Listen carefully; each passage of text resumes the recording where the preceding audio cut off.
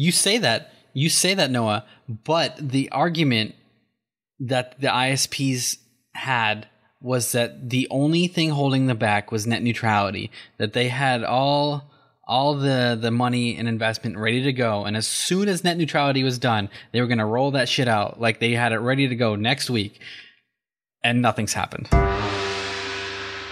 So, Beard, you don't watch a lot of like traditional TV, right? No. Did I ever tell you the story about how I disconnected my cable? No, you did not.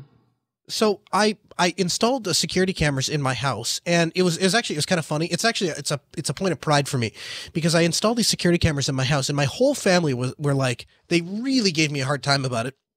My in-law, everyone actually was like, I can't believe you're installing cameras inside your house. That's so creepy. Why would you put cameras inside your kitchen, inside your living room? That's so creepy. Who would do that? And now these are the same goofballs that, all have, drop cams every which room in the house, and they're streaming Amazon keys in their front doors. Yeah, exactly. So it's kind of like a point of personal pride. I was like, 10 years ago I was doing this, but I put all these cameras in, and they went down to this multiplexer, which is basically a device that takes 16 cameras and then cuts the screen up into 16 little squares and puts each camera into a little square. And I took the output of that and I put it into an RF modulator. And basically it's like you can think of it as like a cable TV channel generator. So channel 88 or whatever at my house was the security feed, and I could see all of the security cameras if I tuned to channel 88. And so to do that, I had to disconnect the cable TV from the little splitter that goes to all the TVs in the house, and I put this RF modulator in. And what you're supposed to do was plug the cable TV back into the RF modulator, and then it would, if you're in any of the other channels, those would all show up, and then 88 would show the security cameras. So did all that, and it all worked for a while. And then a pipe broke in my basement, and I had to go replace some equipment. And one of the things I had to replace was that RF modulator. Well, when I put the new one back in, I forgot to hook the cable TV up back to the RF modulator. So the only channel I had was 88, which is the security cameras. I didn't have any other cable TV channels. And so 2 years goes by, maybe 3. And I went to watch something on TV, and I turned the TV on, and the cable isn't working.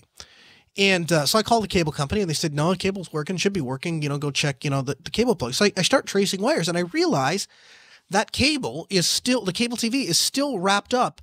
And I had taken some cellophane and wrapped over the cable so that in case that pipe broke again, like it wouldn't get water all over the electronics. And I was like, the cellophane is still over it. So you mean to tell me I haven't used my cable TV since the water broke? Like, really? And I was like, I'm having a hard time believing it. And then all of a sudden I just started thinking about it. I just don't watch cable TV. So I called the cable company, and I was like, yeah, I want to cancel my cable. And the woman's like, a lot of people are doing that these days. They're trying to be cord cutters. And I just have to tell you, there's a lot of people that have remorse. Like 6 months in, they're like, oh, I really wish I had it back. And we won't be able to give you the same pricing that you had before. And I'm like, yeah, lady, I haven't had cable in 3 years. I disconnected it and forgot I disconnected it. And I just now noticed that I disconnected it. So like, I don't think I need cable. And then there was like total silence. And she's like, okay, all right, so we're going to disconnect your cable. And so that's the story of how I disconnected my cable.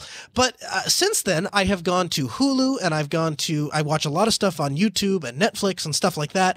I stream a decent amount of content, but I also like to buy and rip all of the stuff that I like. All my movies, I store those permanently, and any TV show that I really like, I store those permanently. And I bought, for my birthday present for my wife, a subscription to CBS All Access so she could watch Star Trek. And I started getting into a bunch of old TV shows that I used to like MacGyver and Beverly Hills 90210 and all these like older TV shows that I really got a kick out of. But then I've discovered some new ones, and among of which is the new version of 24. It's called 24 Legacy. And it's the same story plot. It takes place after the original 24 series. And doesn't have Kiefer Sutherland in it, but it does have Tony Almeida and a whole new character set. And you can tell it's the same writers and kind of the same plot and kind of the same storylines, and all that kind of stuff is still there. So if you like 24, you probably definitely like 24 Legacy. Did you like the original 24, Rikai? Never watched it. Well, if you had, I think you'd really like Legacy. And if anyone out there has watched 24 Legacy, or the original 24, you'd like 24 Legacy. And then Kiefer Sutherland did another show that I think is really, really good called Designated Survivor. And Designated Survivor, I call it 24, but where Jack Bauer got elected president. Because that's like, it's the same kind of, it's the same kind of ideas, the same kind of plot twist, the same like governmental conspiracy, but this time it's somebody else who's doing the Jack Bauer-ing, and Jack Bauer is presidenting. And so Jack Bauer is the president, played by Kiefer Sutherland, except it's not Jack Bauer. His name is something else, Tom something. But it's kind of the same show kind of layout. And that's been a really entertaining show. And actually, as we speak, I am, how shall I say on the air, preparing the next couple episodes. Preloading it on Netflix. Yeah, right. I'm caching on Netflix. Let's go with that. The next season of Homeland, which apparently the season finale just aired. And so I'm going to watch that as soon as we get done recording User, actually. Because I binge watch shows. I don't do the catch up thing. I try to watch. So here's my question. What's all this going to do with you linking me a picture of a naked person in shrink wrap? I have no idea. Is that what you thought? Altered Carbon, Noah. New Netflix series. So so while we were talking, so here's the thing. I don't know if any of you guys have noticed a format change, but basically the way that Rikai and I are doing User Error the last couple episodes has been drastically different than the way we've done it in the past. Basically, like both of us have just sat down at our computer and we're kind of just hanging out and recording it. And then Rikai goes back and spends hours and hours and hours and hours and hours and digs out like the best parts and polishes them a little bit and then puts a show together. And part of that was we're sending each other funny, random, mostly supposed to be related, I think, to the show, but I kind of got sidetracked there. And I was looking at an article and this advertisement of this naked guy shrink wrapped popped up, and so I screen capped it and sent it to Rikai, and then he was like, "Oh, that's a great idea. Let's talk about the new shows that you're watching." But I'm not watching Naked Shrink Wrap Guy. I don't even know what that show is. That's disappointing because apparently that's one of Netflix's great new sci-fi shows. I know nothing about it, but apparently everybody thinks it's amazing. No, I'm really getting into sci-fi. In fact, another interesting show is the night before I was to fly out of Seattle last time I was there. We got back late and I had to pack up and I had to do something else. I was finishing up a project, and as it was going to turn out, I was not going to get to bed and make my flight, so I just decided to stay up. So I open up Cody or whatever to go look and see what's on the JB server, and I found this new show called Helix that I'd never seen before, and it's a sci-fi show. Yeah, I'm guessing you download it or whatever. I'm guessing you cached it from Netflix. Yeah. So I was watching that, and then I got hooked, and then I went to leave, and I had to go find it somewhere else and finish watching it because it ended up being really good. And then they got to season 2, and it like fast forwarded like 20 years in the future, but they didn't age because they took this magic potion, and then it just kind of got too weird. And you also enjoyed Dark Matter? Yes, I love Dark. You want to trigger Chris? Let me tell you how you trigger Chris. You confuse Dark Matter. It's comedy Star Trek. Yeah. I made that joke. I was like, the Canadian version of Star Trek, I forget the name, and he's like, you did not just compare some half-rate Canadian sci-fi show to my beloved Star Trek. And I'm like, yeah. Well, yeah, but it turns out that all the Canadian sci-fi shows are better shows than Star Trek. Like Stargate, better show, Canadian. I don't know, dude. I'm loving pretty hard on Discovery lately. I feel like that's a hard claim to make, especially like not only does Star Trek. Well, they probably filmed Discovery in Canada. I can't believe I'm defending Star Trek to you of all people. You've seen all the Star Treks and I haven't, but from what I have seen of Star Trek, they nailed what 4, 5, and 6 of Star Wars got right and what 1, 2, and 3 of Star Wars got wrong. Like they nailed the character development. Like the lines are cheesy and the plots are cheesy and the special effects are cheesy, but they just nail the characters. I won't lie. You have character development. But I feel like Star Trek is a good series of shows. It's nowhere near a perfect series of shows, and there are other shows that I think are better. I think Star Trek hit its peak in Deep Space Nine, and it's never gotten back to that peak.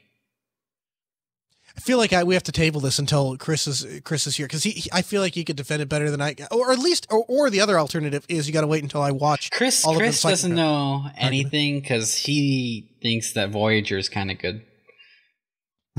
Yeah, I see. But I feel like this is an unfair battle because I haven't seen Voyager, I haven't seen Deep Space Nine. I've seen a little bit of the original series. I've seen every episode of Discovery, which is amazing, and I haven't seen any of Discovery, to be fair. Oh my gosh, dude, it's so good. You haven't watched The Next Generation? No, should I? Well, it's like the original good Star Trek series. Like most people would rate that as their first. Do you say that because that, like, here's what I feel like that's like the James Bond question. Who's your favorite James Bond? I don't really have a favorite. I'm not a big James Bond fan. Our friendship just ended. Brosnan? Okay, our friendship is slowly recovering. Actually, no. What's his name? Old dude. I can't remember the name of right now. Yeah. Yeah, that's fine. As long as you name a favorite James Bond, you and I can still be friends. It's just if you don't know who James Bond is, or don't like James Bond, all those things would be like character flaws. I don't dislike James Bond. I just don't think it's particularly amazing. So what you find is when you ask random people what their favorite James Bond is, they will say whoever the James Bond is that aligns with their generation. So for people under the age of 40, that's Pierce Brosnan. For people under the age of you can kind of like sort of slide that the Timothy Dalton era, like there's just a couple people, but he only really did 2 movies, and it was so short that there's not a lot of people. But then you have like the Roger Moore fans. There was the guy that disappeared. I can't remember his name. The Lesenby. But and then you got the Sean Connery guys. What generation does Sean Connery fit into? Because I feel like I don't fit. The fifth. Well, no, here's the thing. So Sean Connery, traditionally, if you ask people over the age of like 50, like the people that were alive and watching those movies when Sean Connery first came out, then they are like, Sean Connery's the best James Bond. And to their credit, as a person who has seen every James Bond movie multiple times to the point that I could almost recite all of them verbatim, I could definitely do the latter, like the last 10 verbatim. I could probably do almost all of them verbatim from start to finish. Sean Connery nails James Bond in a way that no other actor after him did, and they all put their own twist on James Bond and had their own finesse, but you can't ever quite match Sean Connery. And the thing that Sean Connery had going for him is that the books were written by Ian Fleming around the same time, at the same generation that Sean Connery grew up. So when he read the scripts and when he was working with the directors and stuff, like everyone was approaching the time when the James Bond character was created fit the social norms of Sean Connery. Like if you just like look at like today, right? The suave, womanizing guy who, like that would, if you've picked a person who was really good with pop culture today, like the kind of value sets that they have and the things that are appropriate and politically correct and stuff like that, a lot of those things wouldn't fit with James Bond, which is why a lot of people don't like him or like the shows. I think it's kind of changing now, but I feel like Sean Connery was like the perfect storm. Like you had the writers from the right time, the actors from the right time, the real spy who had actual insight into how, mixing enough of fantasy with reality that you could create this storyline. And then you have the character development, and you put all those things together and you get like this perfect James Bond recipe that you just really can't create. But like me personally, I'm a fan of Pierce Brosnan. Like I would if tomorrow I bought the James Bond franchise, I'd fire everyone and be like, okay, we're going to bring James Bond back and it's going to be Pierce Brosnan. And even if he's like 70 years old, we'll do some makeup the best we can. And it'll just be James Bond. We'll redo like all the movies to feature him. Yes. 100%. Like I'd be okay with that. I'd totally be okay with remakes if it was Pierce Brosnan. Love Pierce Brosnan. I feel like, Noah, you need to watch Doctor Who, because I feel like they do the same thing with James Bond and Doctor Who, where they replace the actor for every generation. And I would love to see what you would think of all the different doctors. And it's sci-fi. I could get into and time travel. I could get into Doctor Who. I tried, and then there was like some funny language that like I was like it sometimes like and actually going back to Helix for a second, that one of the things that Helix does really, really well for people like me that don't watch a lot of sci-fi, they started from a completely normal reality and slowly worked their way into their crazy. Like they slowly stepped me into their sci-fi crazy. And because it was so slow and gradual, I kind of went with it. Actually, Lost does that extremely well too. Like they just slowly stepped you into sci-fi crazy. And the thing that Doctor Who, at least the whatever version I was watching on Netflix, it was like instantaneous. Like I got bombarded with crazy, and then it kind of turned me off, and I didn't really get back into it. Or what's the other show Rikai, what is the other show that you suggested to me that I fell in love with and like started? Black Mirror. Black Mirror, which I have now limited myself to 2 episodes a night or I'll go crazy. They do the same thing. They no, seriously, dude, you can work yourself into a serious depression watching that show. But they do the same thing. They walk you in, to their crazy slowly. Sorry, go ahead. Yeah, they do it in like a different way though. Like they don't necessarily walk you into their crazy. They make real life your crazy. If that makes sense. Yeah. Yeah, I know it does make sense. They make their crazy world seem completely normal. Where it is you're not like, that girl just charged her solar car with a thing she pulled out of her trunk. Yeah, it makes it feel like this could realistically be our near future for any of these situations. Yeah, that is a really good way to put it. Do you remember how you explained Black Mirror when you first sat me down to watch it? I don't remember. So you explained it a really unique way, and I've talked to other people about Black Mirror since then, and I have repeated how you explained it, and everyone that I've ever explained it to is like, that is a brilliant explanation of what Black Mirror is. And I've never heard anyone else describe it this way, and everyone that I tell it to agrees with you. And so what you said was, it's a show that shows you the life of very specific people every single episode, and then articulates a lesson for you to take away from their experience. And that is like not only, I'd say. Yeah, it does. And in your beard-like wisdom are remarkably accurate, and everyone really likes that explanation. So if you haven't seen Black Mirror, you really need to be in a good mood to start it, because I don't know, I just find myself getting really, really drugged down by because it's like the worst of humanity in a lot of ways. Well, and it makes you think about like where we're heading with technology, because a lot of the episodes focus on like the potential consequences of technology that we're not that far away from having, right? Or just haven't actually realized. It's all in like a very dark or mocking tone. Yeah, unfortunately, highly realistic though. Yeah. Like right? Scary these are all realistic. Things that could actually happen. Like one episode that I remember, well, there's 2 episodes that I remember, but I'm not going to cover one of them because it involves having sex with a pig. But there's but there's ladies and gentlemen, that's episode 1 of Black Mirror. Yeah. If you watch Black Mirror and episode 1 turns you off, continue watching to episode 2, because episode 1 is kind of a weird outlier that just kind of is really out there in a different direction than most of the other episodes.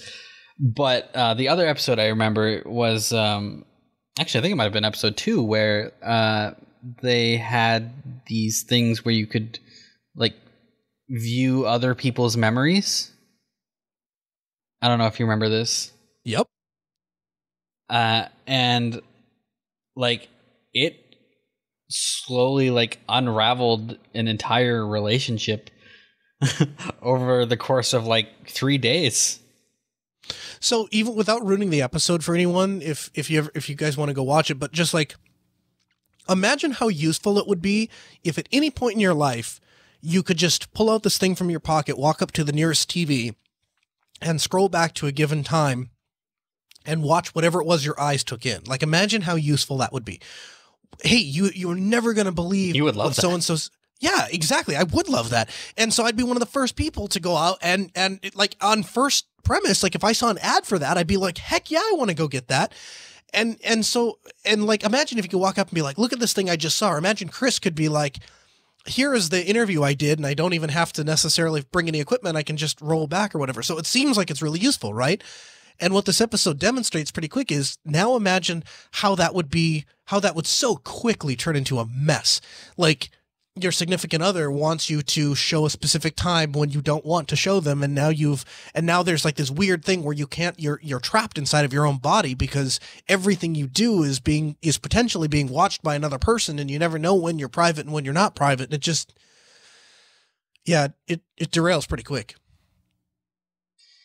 Yeah, yeah, that's a really depressing show, because I think the first season only had 3 episodes. One was the pig sex episode. One was that episode with the grains that are implanted behind the ear that you have a forever view of your life, and everybody else that you can have that. And the third episode I remember now was this near future where they were in this like this enclosed building that you couldn't leave, and all they did all day, because I guess they were low income, was riding stationary bikes to provide power for, I guess, the rest of the world. But what's cool about it is so the first thing that anyone reads is like, that sounds awful, right? Well, nobody would do it then, right? No, wrong. Think about this. So how do you incentivize people to sit and ride these bicycles? Well, you can do really cool things on the bike. Like, you can ride your bike through the park if that's what you want to do, or you can fly a bike through an astronaut, or you can like shoot people while you're doing it. And the more you ride the bike, you gain these tokens, and then you can take these tokens and do things with them. You can buy food, or you can skip commercials, I think was one of them, skip ads or whatever. Like, you can do all of these things with these tokens that you get from riding this bike. And so like, you can see, like, that's what I mean. Like, they do a really good job of walking you through, well, nobody would do that. Well, actually, if you presented it kind of like this, yeah, you would. Like, you could see yourself being like, yeah, I'd sign up for that. Like, it would suck, but I'd still sign up for that. I feel like I took in a different direction, though, because I feel like once they signed up, they were no longer ever allowed to leave. Oh, really? And I guess I didn't catch that part. And it felt like the character in that particular episode was trapped there, because you think this is towards the very beginning, so I'm not spoiling too much, but he goes back to his room, and in this future, the entire room is a video screen. Right. So he was sitting there watching something. And so he's watching something, and of course, this is a future where apparently ad block doesn't exist for these big screens. Right. So he just gets this big pop up on his screen, and to get rid of that ad, you have to spend credits. I thought you could spend credits, or you could watch the ad. Yes, you could spend credits, or you could watch the ad. Right. But sometimes you just don't want to watch the fucking ad. Mm-hmm. And he didn't. And it felt, well, except that when he didn't, like, it freaked the fuck out at him and told him he has to watch the ad. Well, that's because he ran out of credits, though, right? Yeah, but if he didn't have to be there, wouldn't he just leave if he didn't have credits anymore and he really didn't want to watch the ad? Yeah, and then if I remember right, like, if you paused it, it made, like, this annoying beeping sound. Yep. Because he tried to, like, cover his head and go to sleep, and it just freaked the fuck out at him. So it felt like he was trapped there. Yeah, I guess I can see that. I didn't get the trapped part of that, but suffice to say, Black Mirror is an amazing show, and if anyone hasn't seen it, you should. Just make sure you start it with being in a good mood. Yeah, needless to say, the first season is 3 episodes. The episodes are an hour each. Go watch it tonight.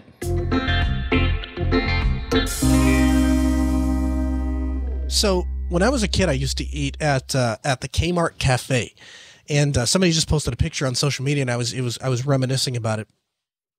Basically, yeah, it was a restaurant inside of Kmart, and you could go sit down at this table, and they had like hot dogs and chili dogs and hamburger. Maybe they had hamburgers. I guess I don't remember. It was actually half decent food, and I remember then Walmart actually kind of followed suit, and you could buy donuts. And in fact, there's an interesting story. So I carry a firearm for personal protection everywhere I go. I wake up in the morning, carry a firearm with me everywhere I go, and there used to be this thing where they would go and you could buy this little like police badge thing that would say that you have a concealed carry permit. And among the people who carried firearms for personal protection, it was a joke. It was a really stupid thing. Like, why would you go get this little piece of metal? It's just stupid. And so we used to make fun of people that would spend the $50 on these stupid little fake badge things. And one day on one of the forums that I was part of, this guy goes and he says, a better use of funds than buying one of those $50 little fake badge things would be to go and buy $50 worth of donuts at Walmart and walk around and get used to being in public with the firearm concealed. And that's just got to be a joke. Like, that's what you, so then it evolved, I think, from donuts to nachos, because they sold nachos when Walmart stopped doing the donuts. And eventually that got to be a thing. So people would go around and they would have these, nachos, and they would walk around Walmart carrying firearms to practice being around in public and being mindful of the fact that you have a firearm on you, and kind of getting used to the fact that every once in a while somebody would notice and they would stare at you or ask you a question, and it was practice, so to speak, inside a Walmart, which is historically known for not being very friendly to people who carry firearms. So now every time I see the Kmart cafe or a picture of the Kmart cafe or a picture of the Walmart cafe, that's what I think of, is walking around Walmart carrying Doritos, carrying a gun. Yeah, the only thing I've ever had at a Kmart is over on the East Coast. They used to integrate Little Caesars into Kmart's, and really? you get really, really cheap Little Caesars pizza whenever you went to Kmart. So I used to get really, really cheap Little Caesars pizza because it's shit pizza, but it's really cheap. Yeah. Little Caesars is crappy pizza, just straight up, cheaper. But it's also like $5 for an entire pizza. Yeah, actually, so there's a place outside of Grand Forks called the $5 Pizza Place. And what's funny about that is, like, the guy can never really charge more than $5 for a pizza. Like, he always has to have a pizza available for $5. And so when your Little Caesars home with a hot and ready $5 pizza, you also, I would think, have to offer pizzas for $5. Indeed. They're terrible pizzas. I mean, I really, really dislike Little Caesars pizza. I appreciate Little Caesars pizza because they are offering a pizza that they don't claim is the best pizza. They claim it's the cheapest pizza. Fair. However, the place I have a problem with is goddamn Dominoes. Yes. Dominoes. Ooh, let's talk about this. They try to pretend that they have this premium pizza. They try to pretend the worst the pizza you can ever get. Okay. Pizza Hut is not good pizza either, but it is the best of the chain pizzas. Okay. Fair. I'll take that. Okay. So so the other day I had this discussion with my mother, and she's like, "Oh yeah, you have to have Domino's is really great." And I'm like, "No, Pizza Hut is way better." And so obviously I'm going to guess that you would say that Pizza Hut is better pizza than Domino's, right? I agree. So if you didn't snub me on social media, if you actually cared about me as a person, as a human being, and you would add me as a friend, hashtag add me as a friend. I'm not an old person and I don't use Facebook. Well, it's not going to stop me from my hold on, let me just double check. Friend request still submitted. Okay, we're good. So I was talking to my mom, and I was like, fine, you know what? Let's just do a poll. So I asked Pizza Hut or Domino's, which is better? So the results came back. It was like 6 Domino's, 7 Pizza Hut. So it was like almost split right down the middle. And I was kind of surprised to hear that. Like, I think Pizza Hut has, and we talked about this last week, like they had that deal and you have the magic pizza ingredient.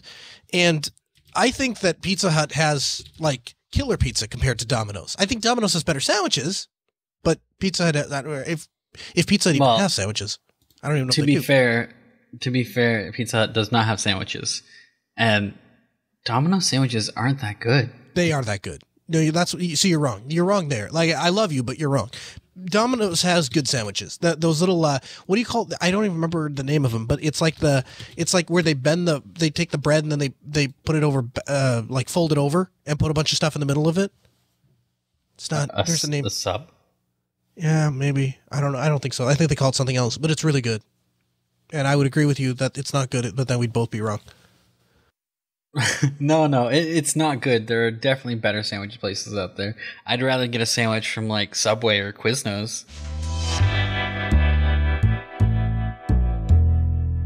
I tell you what, Noah, I I live a life, you know? I Google a lot. I Google a lot. Boy, you're telling me.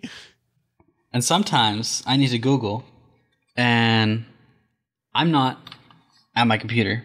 I've just unplugged my phone here, you see. I can Google on this phone. And I'm never away from Google because Ting has coverage everywhere. And Ting will take any phone I want and put it on Ting because they have GSM and CDMA coverage. And not only that, to get access to all this, I only need to pay a minimum of $6 a month. Rikai, did I tell you my Ting story? You did not tell me your Ting story. So this is a pretty funny story. So I think it's funny. We'll see if yours funny. I hate when people start out with funny. Anyway, I was at the Ubuntu Sprint, and I'm sitting there in the lobby, and this guy's like, I don't have cell phone service. I don't have cell phone service. And I'm like, hey, man, do you need a SIM card? And I think he thought I was crazy. I heard about this story. I think that man thought I was crazy. And I was like, dude, do you need an activated SIM card? And he's like, excuse me? And I'm like, do you need an activated SIM card? I have one. I'll give you a SIM card. And he's like, I don't want to take your SIM card. I'm like, no, it's a spare. You have spare activated SIM cards? No, I don't. I have spare unactivated SIM cards, but with with Ting's dashboard, I can log in and activate the SIM card in a matter of seconds, so it's not really a problem. And he's like, it's understandable sure? You made that mistake, by the way, Noah. They both have great dashboards. Continue. They both have dashboards for days, but we're talking about Ting's dashboard. So I logged into the amazing Ting dashboard, and I literally activated this guy a SIM card, and I was like, here you go, it's activated on my account. And the thing is, like, everyone is like, wow, Noah gave that guy a cell phone service, but the reality is it only cost me $6. So, and the thing is, I already use Ting for a lot of my service, and I have a lot of my family that's on it, and they're all under my account anyway. So once I buy that 2 gigabyte bucket or whatever, I only pay for what I use. And so whatever that guy used, it cost me a couple cents, but I don't care because he's just part of the plan. No, you don't even buy the buckets. You just get put into a bucket based on what you use. So you don't pre-buy. Based on what you use, and then pay for that, and then get credit if you don't use all of that up. Exactly. Yeah, it's absolutely amazing. So last.ting.com, and they're going to give you $25. Now, if you are playing your cards right, you can apply that $25 to a phone, or you can apply that to your first month of service. Now, for me, that meant that I got 3 full months of service on Ting because I don't know, what can I say? I pay a lot of attention and I don't use a lot of data. I use Ting as what I call my gap coverage. It's the thing that gets me while I'm inside of the car. And Rikai, I have a new favorite Ting device. It is a phone made by Nokia. It is the Nokia TA1036. This is a $54 phone, and it's one of those brick style phones that have the battery that lasts for ages. So you have the dashboard for days and you have the battery for ages. And $54, you can put it comes unlocked, available for Amazon Prime. We're going to have a link in the show notes. And you can take a Ting SIM and put it in this bad boy, and you can have your own bat phone. So I have a phone that I keep on me 24 hours a day, 7 days a week, 365 days a year. My phone, let's see here. During this episode alone, I have missed 3 phone calls, and we've only been recording for like 2 hours. So can you imagine what that would happen if I left my phone on overnight? Can't do it. But what I can do is I want to stay available to my wife, to my mom, to my kids. And the way I do that is with my Nokia TA1036. By using a phone from the 90s. Exactly. You know what? This phone, Rikai, was made in 2018, and I'll have you know, it has all of the modern things. It has the Twittersphere, and it has the web browser. It just has a battery that lasts for a week and a half, and with my Ting SIM, it only cost me $6 a month. So last.ting.com, and a huge thanks to Ting for sponsoring this episode of User Error. All right, Noah. I've been informed by you that we've already been scooped in this story by some other fucking chuckle fucks on some other show. But we were talking about the Switch before they were talking about the Switch. And you wanted a Switch before you knew that it can run Linux now. Wait, what? So when are you getting a Switch? Hold on. The Switch can run Linux? Yep. No way. Fail Overflow has shared a photo of a Nintendo Switch running Debian. The group claims that Nintendo can't fix the vulnerability with future firmware patches. They haven't released it yet, but they have a very convincing screenshot. I actually linked you this article earlier, but you were probably working and didn't read it, Noah. Yeah, probably. Sorry. But this is really cool. So, I mean, not that I should say I'm hugely surprised, because it seems like every time a new piece of technology comes out, there's like that one guy that's like, hey, I bet we could get Linux to run on that. Why? Don't know, but I bet we could get Linux to run on that. The cool thing with this one is they say it's unfixable by Nintendo, so you'll be able to do it until quote unquote fixable. Is it being able to install Linux as a listen. It lets you escape whatever the hell protections they have on their stuff to keep you from being a pirate or whatever. I understand that. Okay. But the only way that they can fix this is if they release a new revision of their console, it seems like. Because it reads and executes... or according to Fail Overflow, there's a flaw in the boot ROM in NVIDIA's Tegra X1 system on a chip. When you start the console, it reads and executes a piece of code stored in read-only memory.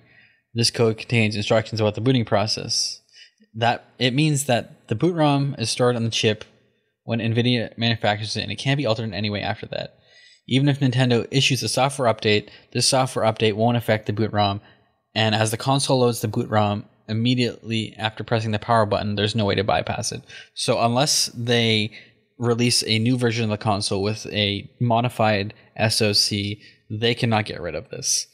Why would Nintendo not want you to run Linux on their device? It seems like why do they care? Because you can use it to bypass their protections on their games. You can use it, and once you can do that, you can use it to rip their games. And once you can do that, you can use it to pirate their games. Once you figure out how to load their games via Linux into the Nintendo Switch console.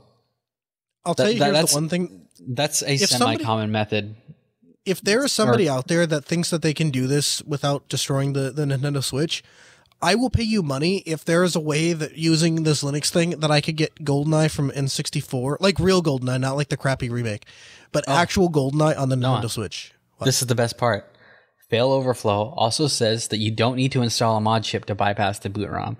In the photo that they released, it also looks like they plug something into the right side of the device where the right Joy-Con connects.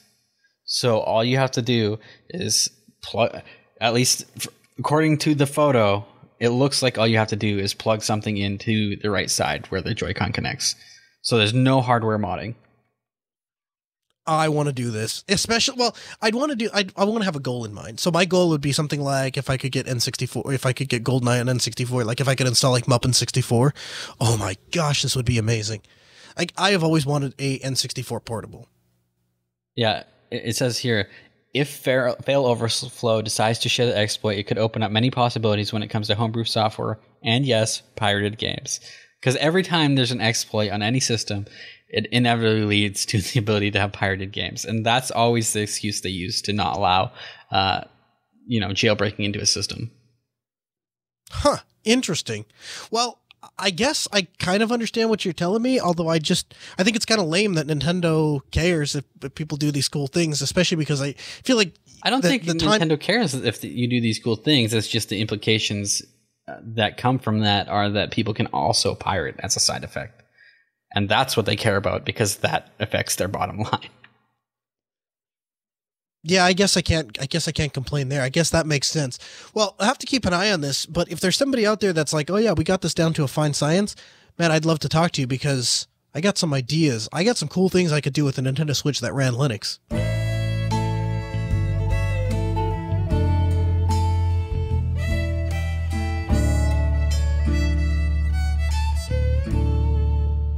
Okay, Noah. You ready for some AskError? Ready.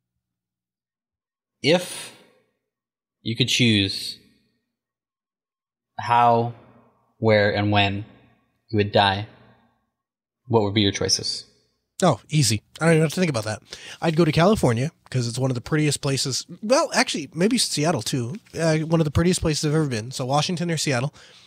I would rent a nice apartment on the beach. And I'd spend it with my family until I was ready to die. And then whenever the time, like if I can choose at that specifically, I'd go get a chair and go sit down at the beach and get surrounded by my family and die that way. You'd want to die surrounded by your family? Absolutely. I feel like that is a extremely selfish answer. The heck it is. Absolutely it is. It's like the most selfish thing I can think of, but it's me who's dying, so I get to be selfish. I mean, fair enough, I suppose. But for me, I would want to die alone because I wouldn't want to put my family through the grief of having to watch me die. I can see that both ways. So let me ask you this. So as a person who cares about you, it would bother me much more if I found out that you died alone, especially if there was an opportunity for me to be, or somebody else, whoever it is you wanted, to be there.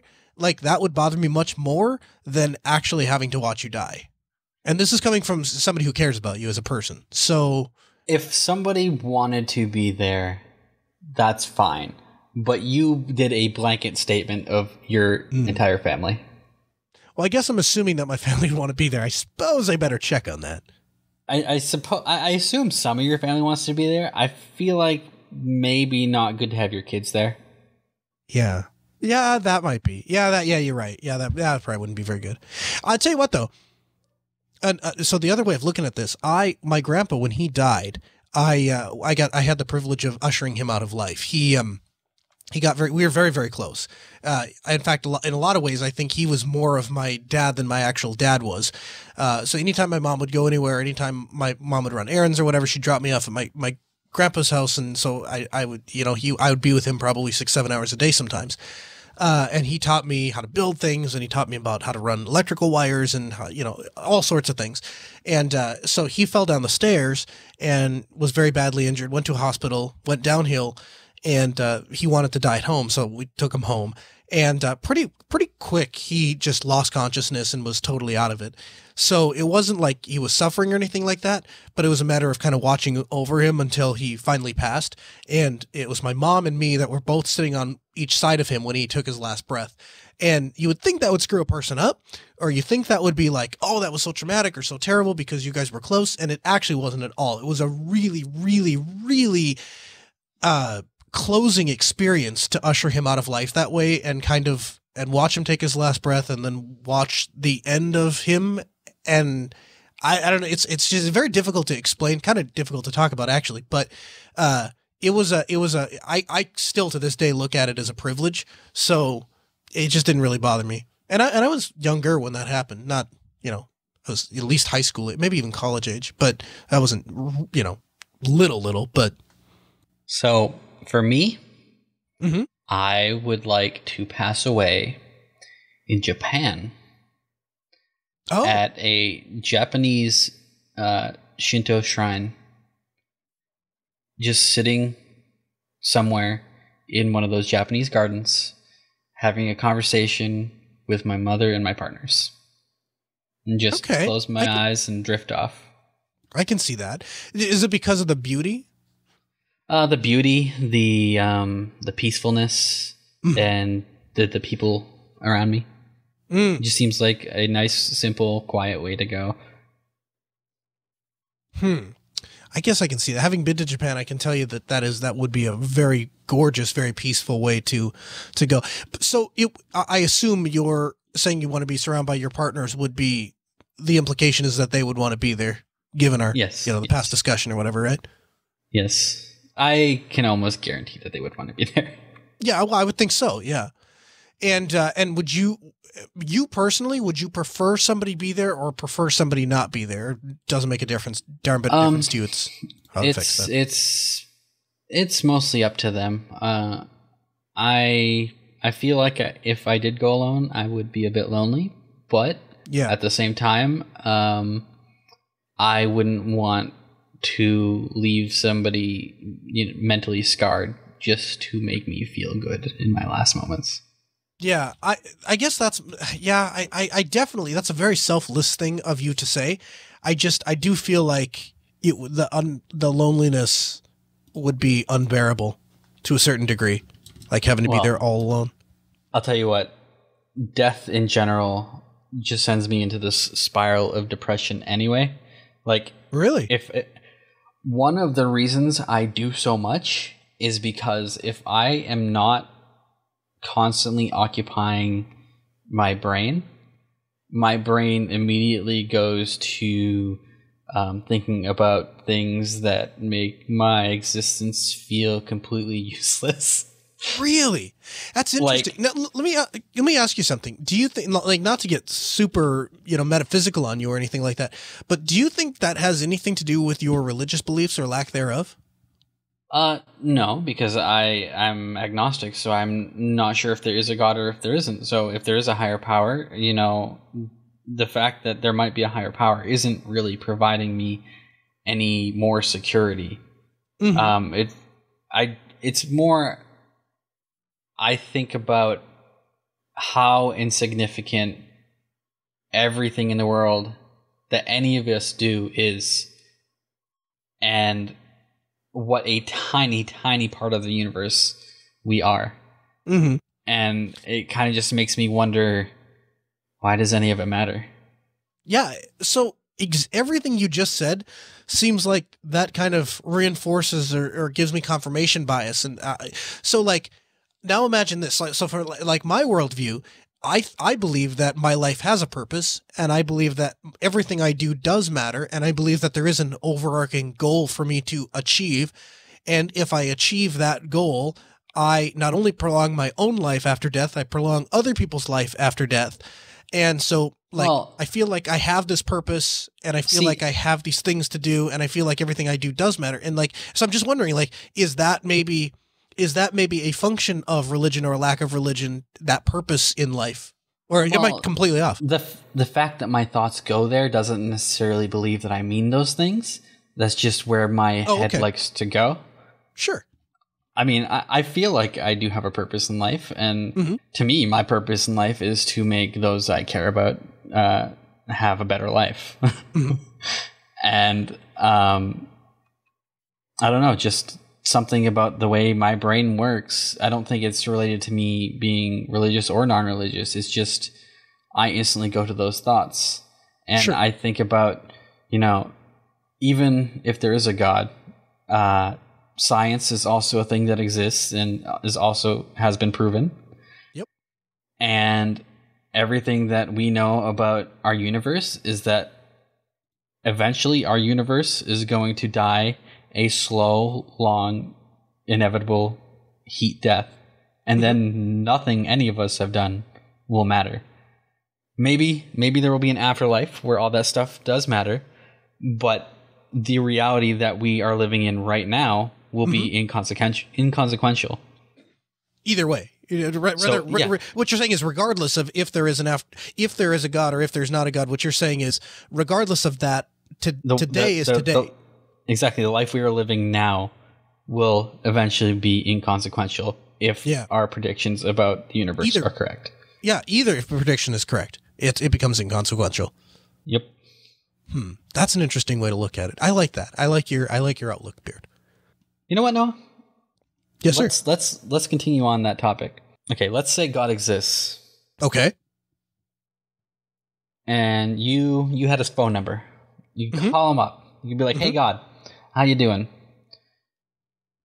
I'm a know-it-all fucking human being.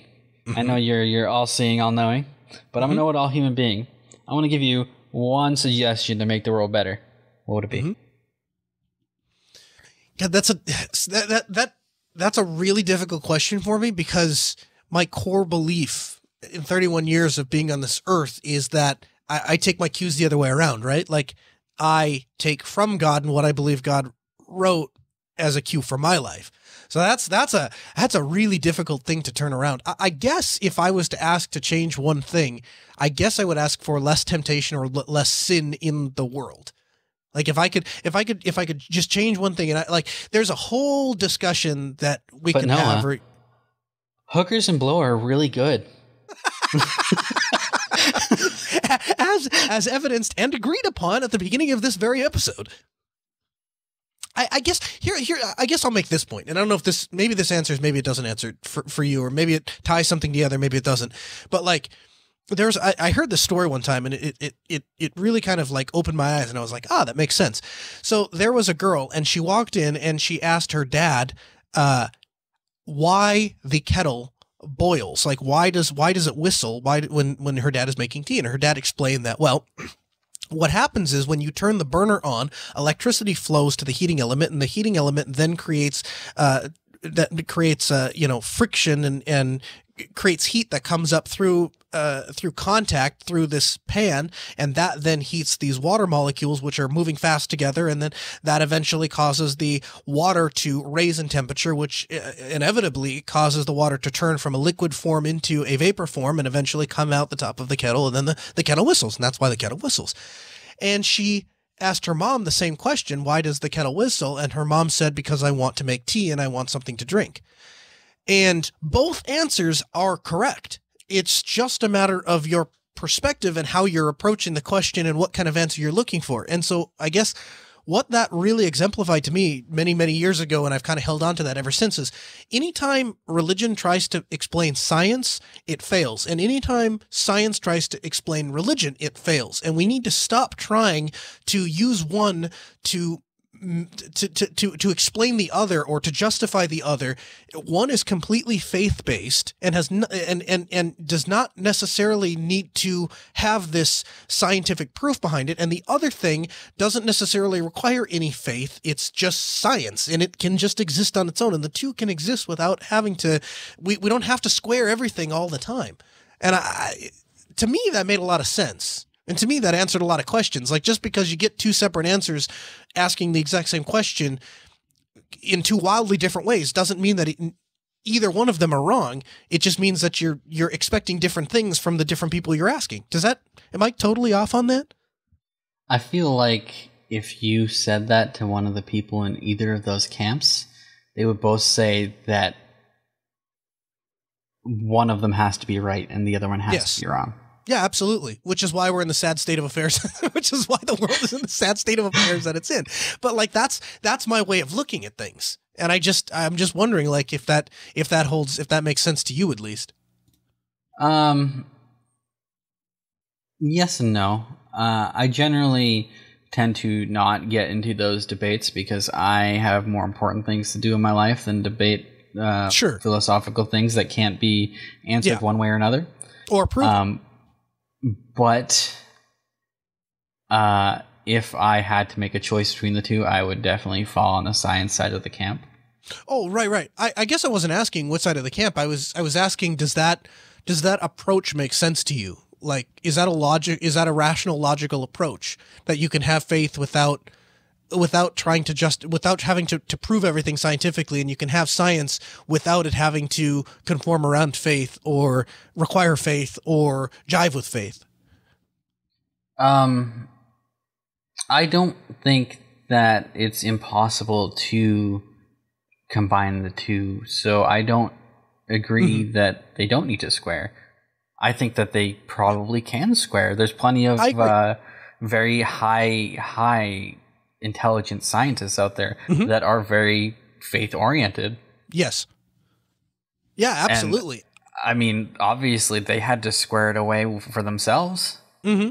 Mm-hmm. And for other people. And there's some people that really get into the proving one thing or the other. And so, I mean, and more power to them. It's just something for me. I've just I started to look back, and I mean, I could cite examples, but I don't think it's really relevant for the show. But I've just gotten to the point where I've just kind of been like, I'm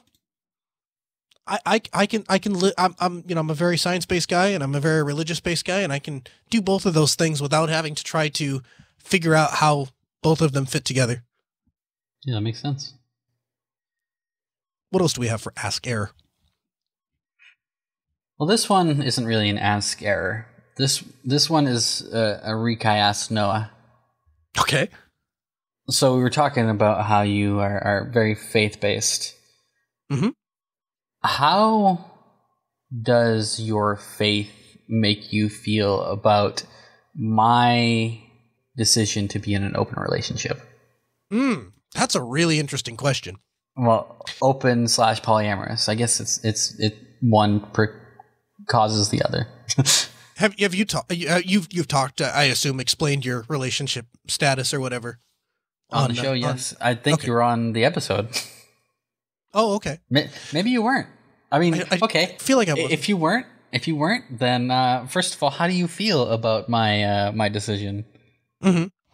So, I have always approached religion, and I continue to approach religion, and I get very upset when people try to talk me out of approaching religion this way, is that it's a interpersonal thing. It's a relationship that I have with my beliefs with God based on my understanding and experiences and what I've been taught and so on and so forth. And I have never approached, I mean, you can ask anyone that's around me. You consider yourself an agnostic. I think Chris self-identifies as agnostic, at least last time I talked to him. You go ask people that are around me that don't subscribe to a given religion if they're uncomfortable, if I'm angry to them or mean to them or treat them differently or something like that. That's just never been my style. I just don't wear religion on my sleeve that way. And part of that, I actually didn't know for a long time that you were religious. Actually. Oh, really? Yeah, I didn't even realize. You never really mentioned it, and we never really talked about it. So. Yeah, and part of that is just because, I mean, it didn't come up in conversation, and I just don't see it as my job to force my beliefs on anyone. And that doesn't mean I'm unwilling to talk about them with somebody. Like, if it comes up in conversation, I'll share it, which I'm assuming is how... The people that are religious that I personally tend to have problems with are the people that use it to define their entire identity around. Mm-hmm. And they will then use that to condemn and judge you for disagreeing with them. Right. So I don't know that I necessarily agree with the first part of it, because I would say that I very much identify myself or base my life around my religious beliefs. But the second part is where you and I agree eye to eye, is that when you start to a lot of Christians have outlearned their ability to love other people. And so they're really good at rule thumping, and they're not so great at that whole love aspect of it. And that's what's always been kind of frustrating to me as an individual. But then you start to pair that kind of approach to faith with my political stance, which is just that any consenting adult should be able to do whatever they want as long as they don't hurt other consenting adults. And then I can answer your question. How do I feel about Rikai, a consenting adult, in a relationship with two other lovely women that are both consenting adults? I don't care. You should do whatever makes you happy, and they should do whatever makes them happy. Now, if you came to me and said, from a biblical perspective, like, do you think that this is a Bible-based relationship, or do you think that the Scripture supports this concept of relationship? Then we might have a different discussion. But as far as like me as a person, how do I treat you as a person because of your adult life choices with other consenting adults? I couldn't care less. I'm happy for you. I'm glad you're happy. I'm glad they're happy. I'm glad everyone's happy. Yeah, I guess I wasn't necessarily asking what you felt about it. I kind of was asking from a religious perspective, what do you think? Oh, I guess, and again, religion, which religion are we talking about, that kind of thing. But from my understanding of what the Bible teaches is that you would want to get into a relationship with a single woman and marry that single woman, and then be faithful and in a monogamous nuclear relationship kind of a family. That would be my religious take on it if you came to me and asked me that question. Fair enough. Okay. Yeah. That's what I figured. I think this is a great lesson for anyone out there, because people exist on both sides, right? And I did an episode of Ask Noah, and I mentioned something about I think it was a guy from a church called in, and I said, I also have the same belief system, and I'll do you a favor, something like that. And there was a guy on Twitter, and he got upset with me, and he said, I'm an atheist, and I am really offended by this and this, that, the other. And it exists on both sides, right? Like you have some people that are not religious, and they get very upset anytime somebody that is religious talks about their views. And then on the other hand, you have people that are religious, and they get very upset anytime somebody that's not religious talks about their views. And so I think this conversation between a very religious guy and a very non-religious guy is a perfect example that we can have perfect harmony and friendships, deep, meaningful friendships. I would consider you one of my closest friends, with people that have different beliefs, and neither one of us, it's fine. You don't give me a hard time about being Christian. I don't give you a hard time about being agnostic. We share pizza together. We hang out together. We do shows together. It's all good. I guess what I'm wondering is, how do you square away the fact that you are friends with somebody that fundamentally is doing something that is against what your religion has taught you? So that's a much deeper question. I guess the way I've always squared it is that it's, to me, holding you accountable to my religious beliefs would be like somebody holding me accountable to the Quran, right? Like, you don't share that belief. So it's not, I don't know. There's like this huge disconnect. On one hand, well, like I feel like a lot of religious people would say that if they don't share your beliefs, then, or they're doing something, not necessarily that they don't share your beliefs, but if they're doing something that is against your beliefs, that you should excise them from your life. Yes, the whole be wary of even the clothes they wear, that kind of thing. Sure, yeah, I can see that. I would argue that I would just refer anyone that has that belief back to the way that Jesus himself conducted his life, right? Like, Jesus didn't say, well, I'm not going into the home of the tax collector because I have to be even wary of their clothes, and I'm not going to go be around these people or be with those people or whatever. Like, anyone that is around me has to believe what I believe. And it was, everyone made a choice, their own choice. There's no example in the Bible of anyone being forced to accept a given belief. Like, it was always a personal choice. And if somebody asked Jesus and said, could you share, your knowledge or your teaching with me, he would have done that, and I would do the exact same thing for somebody. But at the same time, like, he never said, like, I'm not going to be around that person because that person is too bad for me to be around or whatever. I don't think that's a accurate representation of the Bible. In fact, I think that's a bastardization of what the teaching was. And I think that's a bastardization of how people are supposed to be living, because I think people have well outlearned their ability to love other people. And I think that's a huge problem. And I think that the solution starts with people like me, people who say acceptance. Yeah, exactly. I'm not necessarily going to accept the sin if you ask me. And again, you ask a specific question about like how it relates to religion. I'll give you the honest answer. But until you come to me and say, hey, I've subscribed to this religion and I'm interested what the appropriate teaching is or what the biblical answer is here, why would I, what good does it, what possible productive purpose other than to humiliate or embarrass or demean you or anyone else would it do for me to point those things out? Like, it serves no purpose other than to put myself up on a pedestal and say, look at how much better I am than you because according to this list of rules, I followed more of them than you are. That's just dumb to me. It's just not me. And I there's probably some people out there that are going to be really offended and like, I can't believe you just said that. But that's just the way I look at it. I can't be that guy. That's just not me. And I don't think you find that in the Bible either. So that makes me a terrible person, I guess. I don't know. All right, Noah, you are a dumbass. I am. You were on the show last week. Okay. You told us that we could go to DigitalOcean. You told us that there's a promo code. There is. You told us that the promo code was DO Unplugged.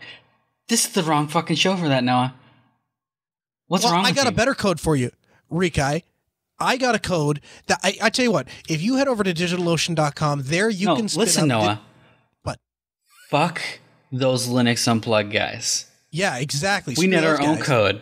We need a better code. We got our own code. We need a code that is huge. It needs to be the best code. This is going to be the best, most fantastic code We're gonna build a code, and we're going to make DigitalOcean pay for it. $10 minimum. I tell you what, here's the thing. This code is, here's the thing. And if you use this code, they're running a special deal right now. That's the Rikai and Noah special. If you go over to DigitalOcean.com and you use the code, here's the thing. Not only are you going to get a $10 credit to spin up your own virtual Linux server, they're going to give you those $5 droplets. If you buy one of them, they'll give you another one for $5. Give it for the exact same price. That's a deal you can't find anywhere else, only on the user error program. And I tell you what, Rikai and I, we have spun up our fair share of DigitalOcean droplets. No. Hi. We can't actually say that. They are in fact available in other places. They are? Yeah. Are you sure? Other people can get droplets for $5. They can get more than one. No, I think they have to use the code "Here's the thing" before they can get more than one droplet.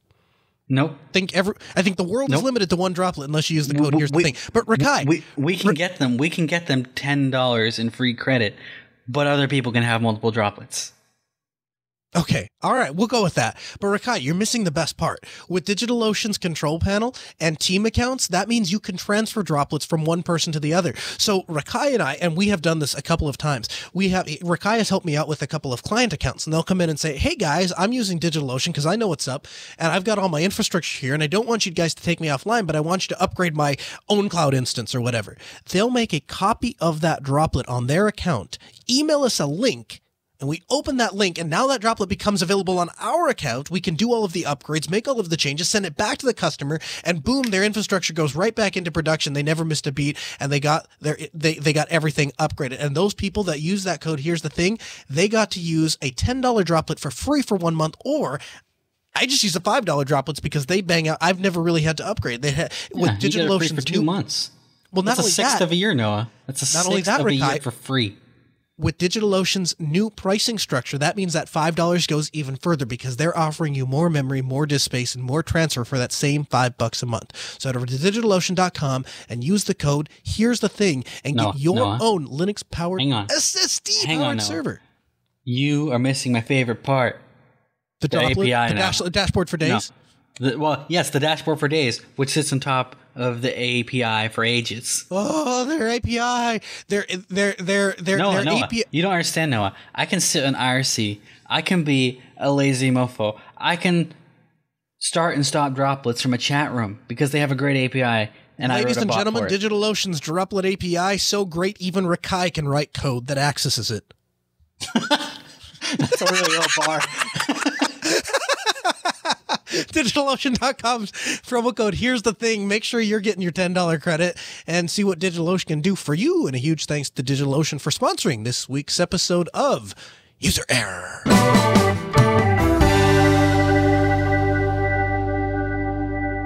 So Rikai, I understand that you had a RMA exchange entirely over Twitter. My ultrawide monitor, it has a setting in which you can overclock it to 120 hertz to do 120 hertz gaming, nice and smooth. Except that if I overclock it at all, even to its minimum overclock setting, it starts flickering like crazy. So that doesn't sound good. I tweeted at Alienware Tech Support or whatever it is, and they were like, DM me and send me your info. So I did that. For some reason, all my info was different than what it was supposed to be. But I fixed that eventually. And then they went through a list. I feel a little bit like the Alienware tech support people don't understand the hardware they're trying to troubleshoot, though. Because they asked me to test the overclock settings over HDMI, which HDMI does not support above 60 hertz for the ultra-wide resolution. Okay. So that was kind of strange and interesting. I had to inform them that I couldn't test that because that's literally impossible for the hardware. Right. Their hardware, just to be, so we're all clean. Correct. Clear. 100%. Yeah. I had several experiences like that, but eventually they were like, all right, sounds like it's a hardware issue, and they set me up with a replacement monitor that I think they're cross-shipping to me. I mean, it's already like on its way to me, but they haven't mentioned anything about me shipping my monitor back.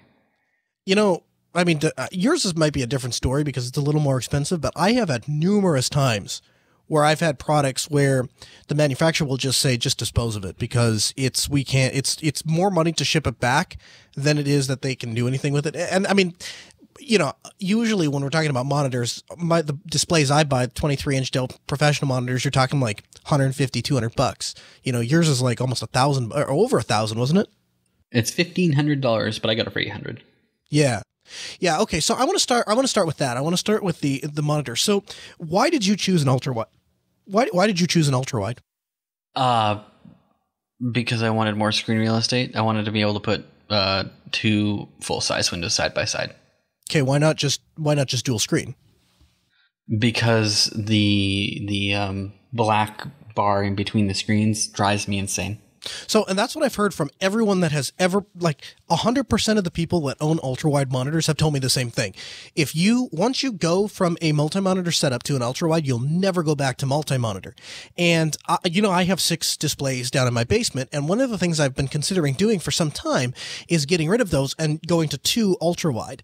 Now, you bought the Alienware because you do a lot of gaming, and I'm interested. I've been looking at this monitor. It's one of the best reviewed ultra-wide monitors out there. It's the Dell UltraShop U3415W. It's a 34-inch ultra-wide display. I'm gonna send you a link here. But one of the things that stood out to me is the cost. I can get because I'm a super special person. I can get it for about $400. I think retail is like $579. But one of the things I think that is really cool about this monitor is it seems like it supports the higher resolution. Seems like it has a lot of reviews and a lot of people out there that are using it that say that the quality is up there. The only thing I think it doesn't have that yours has is it's not designed for gaming. So it probably doesn't do 120 hertz, and I don't know if yours supports G-Sync or whatever. I don't think this one will because it's a business monitor. Yeah, it will not support G-Sync. I don't think 120 hertz is exclusively for gaming, though. Maybe not, 120 hertz can just make your desktop experience feel better if you have a hardware accelerated desktop. Interesting. So do you think I'm missing out by buying this one over the gaming monitor? I think one of the other things that you would be missing is that this monitor has a much more shallow curve to it than mine does. Oh, okay. Also, yeah, and that's important if you're sitting in one area and you want to be able to, especially if you have bad eyesight like I do, and you need to be able to see like the entire display from one sitting point. So anyway, I'm looking at this, and it's one of those things where I'm kind of looking at it and I'm like, man, I could really get into this. So I'm looking at doing this, and I'm looking at pairing this with a sit-stand electric desk. And I'm thinking about making that my new kind of workspace, I guess. And I'm kind of interested, like, you think that's a good idea, or you think it's a waste of money? Now, why would you opt for a sit-stand electric desk rather than just a wall mount arm and keyboard setup? I've thought about doing both. The main advantage to the sit stand thing is I'm also laptop shopping, which I kind of wanted to bounce some ideas off of you in a little bit here, but I'm laptop shopping. And so one of the things I'm thinking about doing is having a place where I can walk in and set my laptop down and then go to work. And I feel like that's going to be, it's not impossible certainly, but I feel like it's going to be harder to do with like a mounting setup than it would be with just like an actual surface. No? I don't think so. Like, you can get like little mini stands on arms as well. Okay. Well, maybe you can give me some links and I'll check those out. But the and I'll go back and forth and we'll see what ends up happening. But the other thing I wanted to talk to you is I'm laptop shopping, Rikai. Yeah, I know You've told me that you found a dock that's also USB 3. Well, yeah, okay. Or USB-C. We can start with that. Yeah, sure. So let's we got to fill people. So Rikai and I talk all the time about various things. I think part of it is just we both have a mutual love for technology, and so we just have kind of like this nonstop conversation going about, hey, did you see this? Hey, did you see that? Hey, you should try this. Hey, you should try that. And one of the things that we fiercely have disagreed about in the past is I was always a really big fan of Dell's D-Series and later E-Series docking stations where it's a physical device that sits on the desk, and we actually mounted them. We screwed them down to the desk so they couldn't move. And you'd walk in and set your laptop down into this physical device, and that device then connected to the computer and attached all of the external peripherals. And so when I bought my last laptop, my X270, one of the reasons I bought it over some of the other choices were it was available with that traditional docking option as well as a USB-C style dock, which I don't particularly like because I don't like fishing around for the cable and trying to plug it in. Plus, I think it looks tacky when it's sitting on a desk if there's this random cable looking all around. And the argument that you had made was that you said, well, I don't like the fact, I'd rather invest in these non-proprietary universal style USB-C Thunderbolt docks rather than, like, when you buy the E-Series Dell dock, the only computers you can use that with are Dell E-Series laptops. And the same is true as ThinkPads. If you buy one for a ThinkPad, you can only buy, and actually in the case of Lenovo, like, you know, with Dell, the E-Series docks will work with any E-Series computer, be it the Precision series or the Latitude series. With Lenovo, like, there's no such thing as like a universal ThinkPad dock. It's specific to the model even. And so you're like, I don't like that. And that argument, even though it doesn't do what I want it to do, I understood where you were coming from and that made sense. But now Lenovo with the X280, which I want to talk about because it's one of the computers I'm considering about, has released a new laptop and their docking system has the best of both worlds. It has a USB-C port on the side of the computer and the dock is USB-C, but they crafted the dock in such a way that when you set the laptop down and push a button, it's mechanically aligns the laptop in such a way that the USB-C connector can slide right in. And you're not a big fan of that even still, is that right? Yeah, because it's still proprietary. It's just a different kind of proprietary. Okay, so what you're saying is once I bought that dock, I wouldn't be able to use it with anything else. Exactly. I guess I can see that. But I mean, I guess here's the problem with that, unless somebody develops a universal, unless all manufacturers start designing laptops exactly the same, there's never going to be a universal drop-in dock. Well, the thing is, you don't really need a universal drop-in dock. You need a universal hub. As in, you need a hub that supports all the things you want, and then you will just be able to plug in a USB-C cable to any computer. The problem is none of the hubs support all the things you want currently. Yeah, okay, so there's a discussion to be had there, but really all I actually need, and tell me if I'm wrong, but I think it actually does exist. All I need is I need USB ports, and I need display, and I need wired Ethernet. Those are really the only three things I need. And I think I think those already exist. Yeah, I think so too. But my problem was never necessarily that the existing like USB-C hubs or docks or whatever didn't do that. That was never really my concern. I just don't like fishing around for this cable and plugging it into my laptop. Like, I like just setting my laptop down and not thinking of it, especially at like 7 a.m. when I'm just not fully awake. It gets kind of nice just to be able to plunk it down rather than like, oh, where's the cable for the dock? And I don't know. It just feels clunky to me. Just build yourself a little rig. Make it a weekend project. Yeah, and they have those little stands now too that stand up, and like it will stand the computer vertically. Yep. On the. You just drop your laptop, slide your laptop into it, and it cradles it into the USB-C port or USB-C cable. Yeah, so that might be a thought. Well, I tell you what, Rikai, I'm really upset because Lenovo really screwed up their line of computers. So last year, I had a hard enough time picking out a laptop. Here's what I want in a laptop.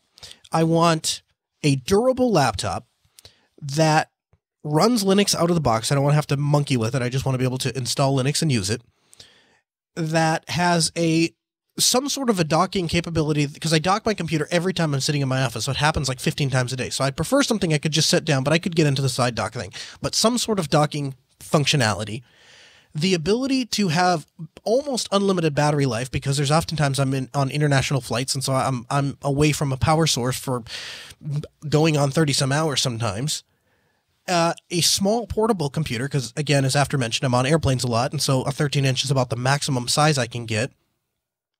High quality, 1080p display. I don't really want a 4K. I don't really like touchscreen. Yeah, jump in. Can I give you a requirement?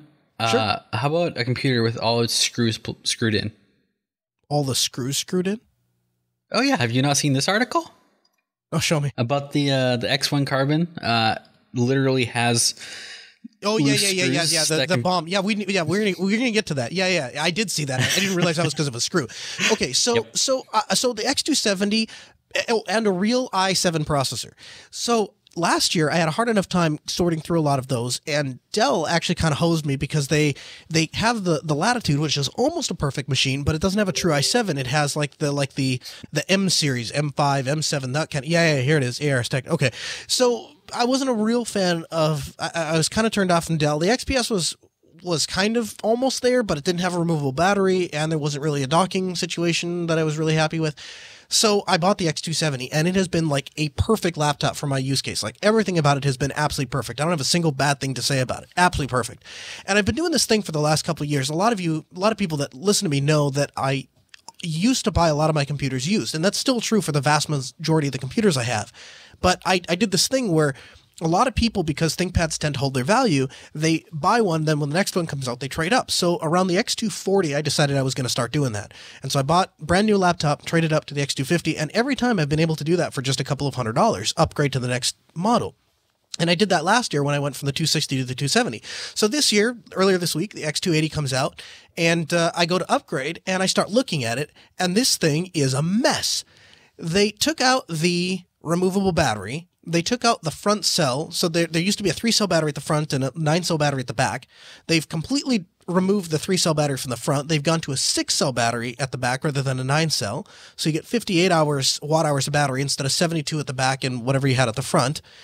They enclose the battery, so it's not even removable, so you can't take it out. Another requirement I have is a wired Ethernet jack. They have a wired Ethernet jack, but it uses the stupid proprietary real Ethernet dongle that you have to only get from Lenovo. And the only real advantage of that dongle over like a USB-C one is that it retains the MAC address, which matters to some people. It really doesn't matter to me. Instead of having 2 USB-C ports, they have this other stupid proprietary Thunderbolt port with some stupid connector that, again, you can only get from Lenovo, and then you get one normal USB-C port. So the only improvement that they've made is they have this physical shutter that goes over the camera, which I kind of like because I used to put a sticker electrical tape over mine because I didn't like it. But they have totally screwed up this laptop. So then I started looking at the size differences between the X1 Carbon, which is what Rikai was talking about earlier, and this X280, which is the new one from Lenovo. You know what the size difference is, Beard? Have you looked at this? I have not. So the X280 is 12.1 inches by 8.3 by 0.69. Do you want to know what the X1 Carbon is? The beefier 14-inch, instead of a 12.5-inch, the 14-inch version. So like massively larger computer, supposedly. 12.73 inches by 8.5 inches by 0.62. So it's actually thinner than the X280, and it's 0.2 inches wider and 0.7 inches taller, whatever. It's still, even though it's a 14-inch screen, it still fits in a 13-inch form factor, 13-inch case and all that because of the edge-to-edge display, or whatever they call it, infinity display. So now I start looking at the X1 Carbon. Well, lo and behold, about the time I start looking at the X1 Carbon, this stupid thing comes up. And it's the article that you just sent me. It's from ARS Technical. Lenovo X1 Carbon laptop has a screw loose, poses a fire hazard. And then it says that Lenovo actually issued a recall of their 5th gen X1s. This is the 5th gen, so this isn't the 6th gen. So maybe the newer ones aren't affected by this, huh? Maybe not. I didn't realize there was the 6th gen. Yeah, the 6th gens just came out. But anyway, but suffice to say, it's still a problem worth considering because this is the very last generation of the same computer I'm looking at. But they had this screw that bounces around, and the battery could overheat. And if you don't understand why this is a serious problem, go to youtube.com and look at lithium-ion battery explodes. And look at what happens when a lithium-ion battery is punctured. Because the battery is encased inside of this thing, there's no protection for it. So if you get a loose screw that's rattling around and that screw lands in such a way that it punctures the battery, well, go to YouTube and you can find out what's going to happen. So I'm in laptop hell right now. I went back to Dell. The Latitude series does not have true i5, i7 processors. So I'm at the moment, I'm leaning towards buying the 6th generation X1 Carbon because it's basically the same size as the X280. The X280, they've turned the X280 into a cheaper, crappier version of the X1. Like, it's no longer the thin and portable powerhouse. Now it's the thin and portable, crappier version of the X1. So what are you going to do instead? I don't know. So here's the other problem too. So I went to Lenovo's site to order the X1 and I'm like, oh, no problem. Well, it's for sale. I'm just going to go ahead and order one. We'll see what happens. Well, it turns out you can't buy the X1 with the 1080p display and 16 gigs of RAM. If you try to order it with 16 gigs of RAM, it makes you go to the 4K display. And if you order the 1080p display, then it limits you to 8 gigs of RAM. So I tweeted Lenovo and I'm like, hey guys, what's up? I really want this computer, but I want 16 gigs of RAM and a 1080p display. which I don't know what the purpose of ordering a computer online is if you can't actually, customize it a little bit. And Lenovo reached back. No, you gotta call them and do their phone tree to get the exact laptop you want. That's what they said, dude. They get back at first. She says, thanks for your interest in our product. Are you referring to the X1 Carbon 6th Gen? Which of course I was, because I linked them. If yes, we checked the specifications and found this model offers 3 types of displays configured by the model number. The lowest would be 1920 by 1080. Well, I know that, but you can't get it with 16 gigs of RAM. So I tell her that, and she goes, I see. Well, if you're ordering a laptop to our US website with the variant, the 1920 by 1080p display, that only has 8 gigabytes, whereas the other models have 16 gigabytes, but that includes the 25, so it's 2K, whatever.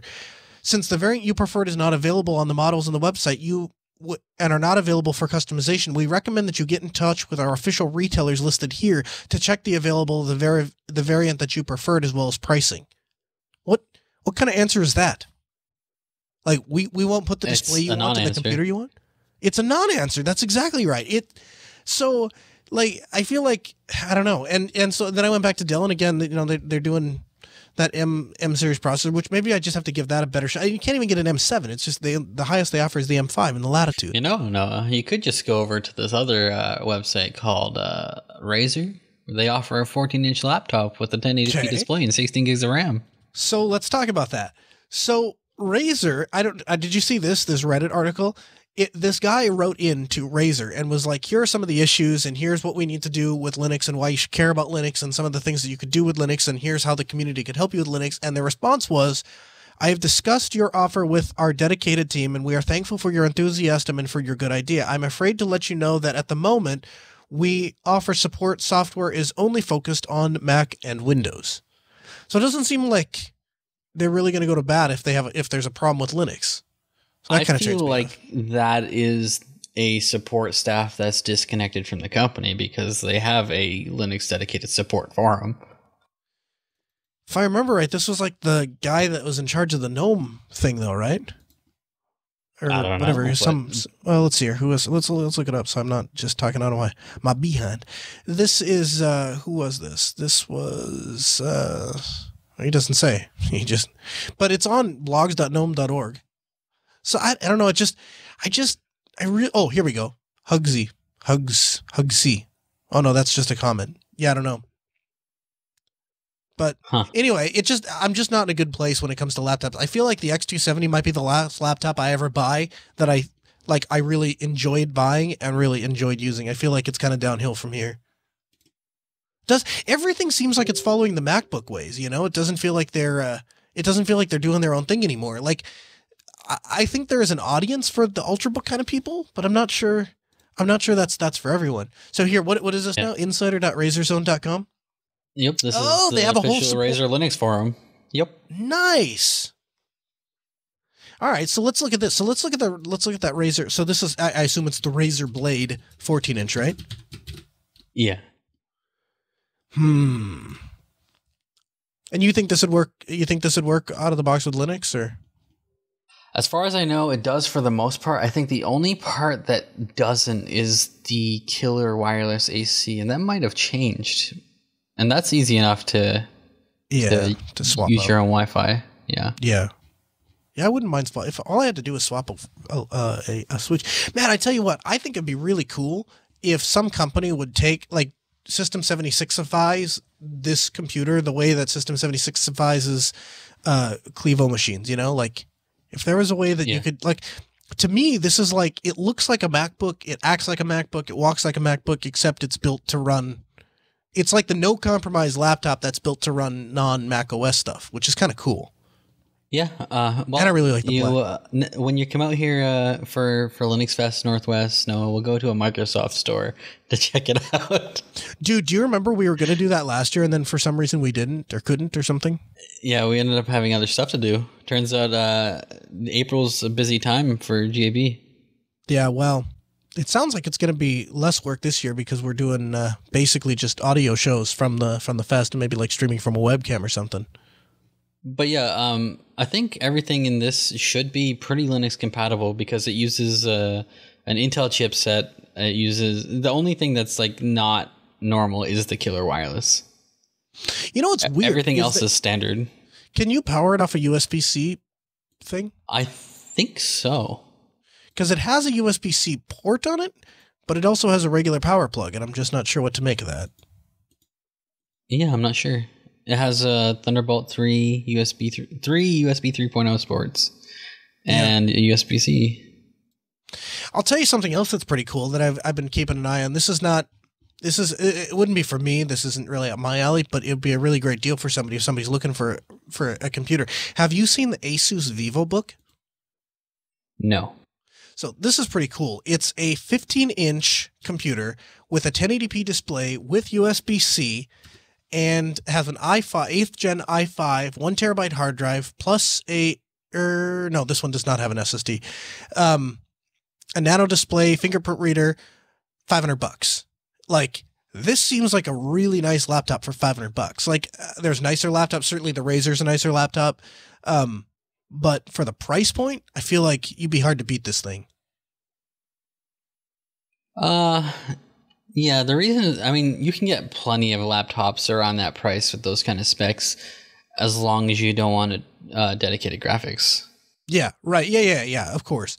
But USB-C, though, like, I haven't seen USB-C on a sub $500 laptop. I don't think. Well, I take that back. There's a Chromebook. Acer has a Chromebook that has USB-C on it, and that's like $250 or something. Yeah, there's a bunch of them with USB-C now. Really? Yep. Huh. But yeah, there's a lot of decent laptops if you don't need dedicated graphics in the $400 to $600 range. I was pretty impressed with that Asus VivoBook. I thought that looked like a pretty cool computer, and I was so impressed with it. I actually thought about picking one up to do the last year. I did this thing where I bought this HP off of eBay for like $200 or $250 and put Linux on it. And I was like, if you're looking for a cheap computer that you can buy and put Linux on, here's one thing you could do. And I noticed that they have a couple of those VivoBooks on eBay for like $200-$300. And I was like, I'm almost tempted to just buy one and then do here's what you could do with it. But it's like, what would I do with it afterwards? Because I don't really need another laptop, you know? What's one thing you want to do, but you can't because it's illegal? And it can't be anything involving explosives. I don't think we have enough time for this. The list goes on and on and on. And I guess the first thing is drive my car the way I want to drive my car. That's if I had to, as stupid as that sounds, if I had to rank all of my stuff, all the things I'd ever want to do on a list. That doesn't count, because you could just go over to Germany and drive on the Autobahn. No, the way I want to push a car to its limits. Like, just one time in my life, I want to drive a car so hard. Like, I want to do all of the things that you would never think to do. Like, I want to drive as fast as I can and slam on the brakes as hard as I can and see how long it takes me to stop. I want to drive as fast as I can and crank the steering wheel and see how hard I have to turn it before the car rolls over. I want to drive a car as hard as like 100 and some miles an hour down the interstate and then put it into reverse and see what happens to the transmission. Like, I'm the kind of kid that always had to burn his hand before I really believed that the stove was hot. And so, like, I can watch all the videos in the world and I can hear all of the explanations about what happens. And like, it's just not enough for me. Like, I want to experience some of those things. I mean, I suppose, but you can experience those things. You just have to set up an environment in which you are allowed to do it. Yeah. So it's not necessarily illegal. You can still do it. So what's something that you absolutely cannot do because it is illegal that you would like to do? And I can't talk about explosives. No explosives.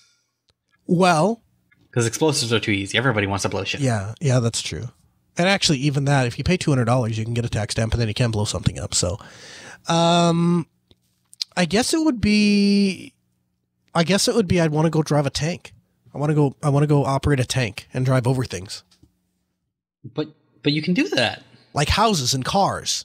Like, I want to smash things. Yeah, you can do that. You just have to buy the houses and the cars first. Well, I mean, short of murdering somebody, I don't know that there is anything that you can't like overcome if you have enough money. And here's the thing: I have zero. Like, yeah, actually, I think I put this to the test. We'll see if this can't be proven false or true.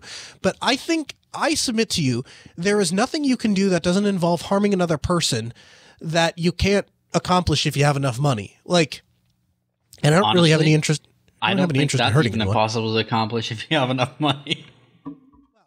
Okay, fine. Without breaking the law. Like, you know. You pour enough money. Fair enough. You can pretty fair much, enough. Yeah. So running things over with tanks, blowing things up, and driving really crazy. I mean, I feel like you can combine all of those into one. Probably.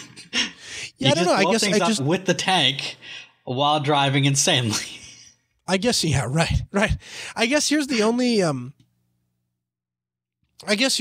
other thing would be like, I don't know if this is a great thing to follow the whole religious Christian thing up with, but like the whole if murder were legal list. I don't know if you have murder were legal list. Yeah, you never heard of that? There's if murder were legal, it's like the list of people that you would kill if murder were legal. People that don't use turn signals. So there'd be a lot of dead Canadians is what you're saying. People that honk their horns when you're just trying to drive fucking normal and they're being impatient. So there'd be a lot of dead Noahs. You know what? I won't lie. I'd actually like to try a lot of the illegal drugs. Oh yeah? Yeah. Well, just to experiment in a safe area. You don't have to answer this if you don't want to, but have you smoked marijuana? Yeah. Oh, okay. I was going to say that'd be a good start since you're in Washington. Yeah, where it is in fact legal. Right. So I know what you'd want to do, Noah. Honestly, you'd want to download a car. Yeah, right. I would do it just to spite that ad. That's why I would do it. I feel like I would want to take over Seattle and secede it from the United States. I'm pretty sure that's not legal. Secede it from the United States. Why? Because I have no interest in being a part of this country, but I like Seattle. You are one weird dude. Hey, I think California's trying to secede. You can maybe move there. I don't like California, though. Well, learn to like California and then move to California because I hear they're seceding from the Union. You could also, no, there's plenty of things that are illegal that couldn't don't involve hurting somebody that you couldn't do if you had enough money. Yeah. Such as? Well, seceding from the United States, I think, is technically illegal according to U.S. law. But also, drugs and hookers. Yeah, but if you go to the right place, hookers are legal. And if you go to the right, well, let me think about this for a second. I think I could be wrong on this, but I think if you go like into the middle of the ocean and you're in international waters, I think then you're exempt from the then you are you are subject to UN ruling. UN or wherever the ship hails from? Maybe both.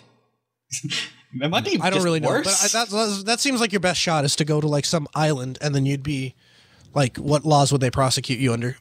I own the island, yo. But I'd like to try like some of the serious, more serious, heavy drugs once. I don't want to inject anything.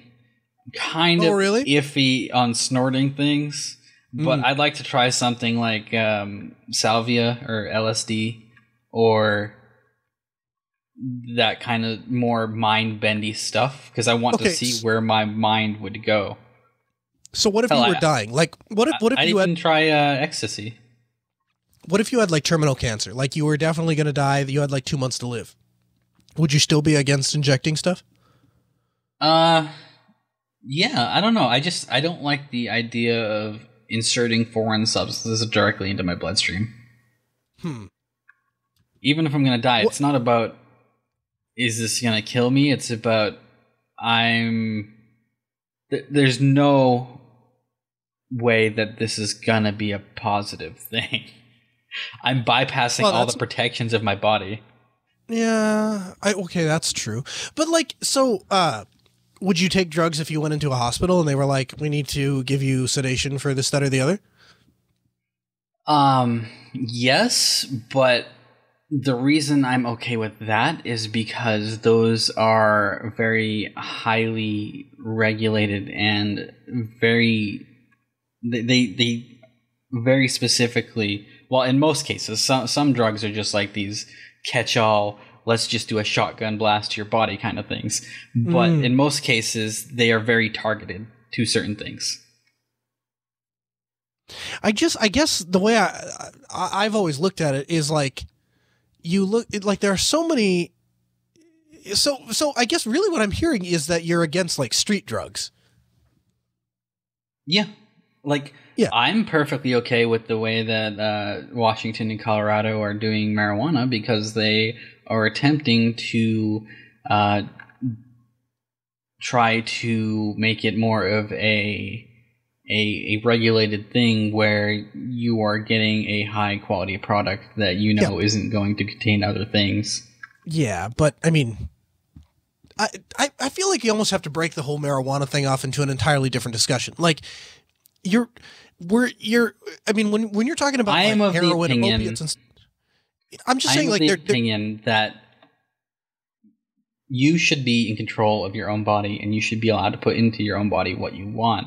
And agreed.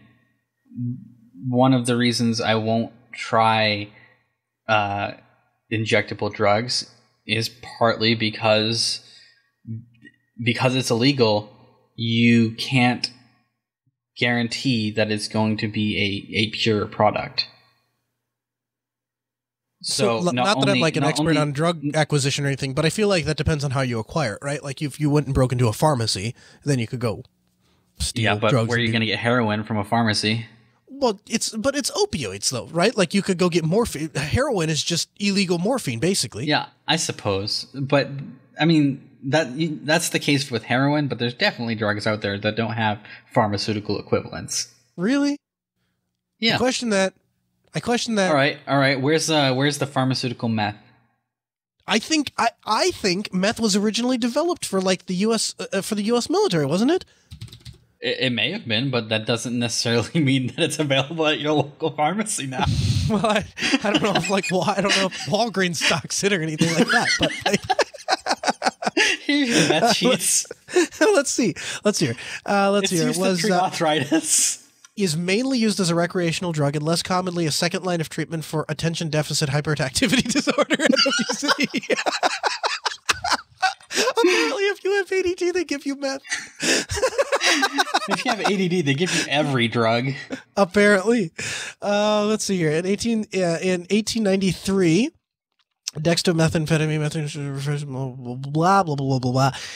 I don't know, but here we go. Here we go. The highest prevalence of methamphetamine use occurs in part Asia and Oceania. In the United States, methamphetamine. Oh, here we go. Here, lavomethine,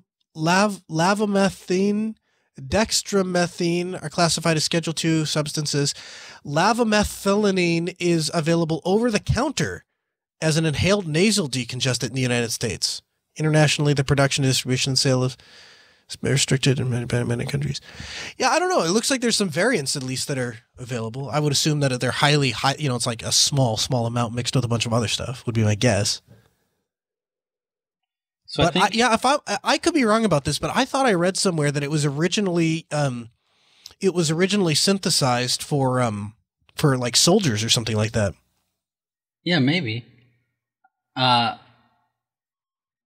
yeah, I don't know. I kind of want to. Hey, Rikai, methamphetamine is sometimes prescribed off-label for narcolepsy and idiopathic hypersomnia. So yeah, they legitimately prescribe meth to people. Apparently, or at least according to Wikipedia. But the reason that I'm interested in drugs is just because I want to see how like some of the more mind expanding drugs like LSD and that type of stuff interact with my brain, because I feel like my brain it doesn't act like a normal person's brain. I don't know how to, I don't know You how to said it, not explain me. that. Wait, you agree that my brain doesn't act like a normal person's brain? Yes, but like I said, you're the one that said it, so I can't get in trouble for saying that. But now I want to understand why you think this. No, sorry, you just walked. I mean, how can I? Come on, dude, you left the door wide open. I just walked right through it. No, it's just you just set yourself.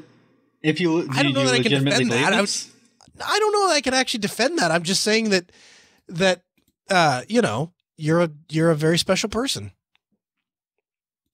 But so wait, you think I'm a very special person, but you can't tell me why.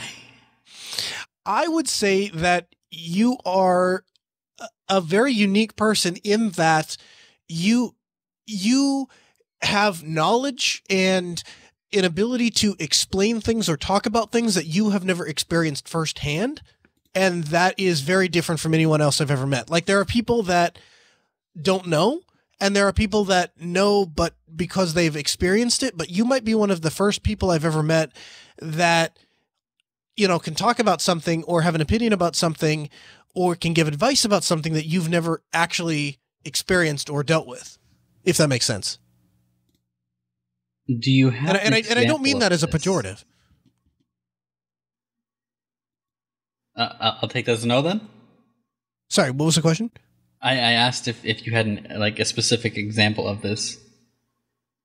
Oh, geez, off the top of my head. On air. Well, I don't know that it's an on-air, off-air type of a thing. But like, so, okay, for example, if I ask you about laptops, for example, right?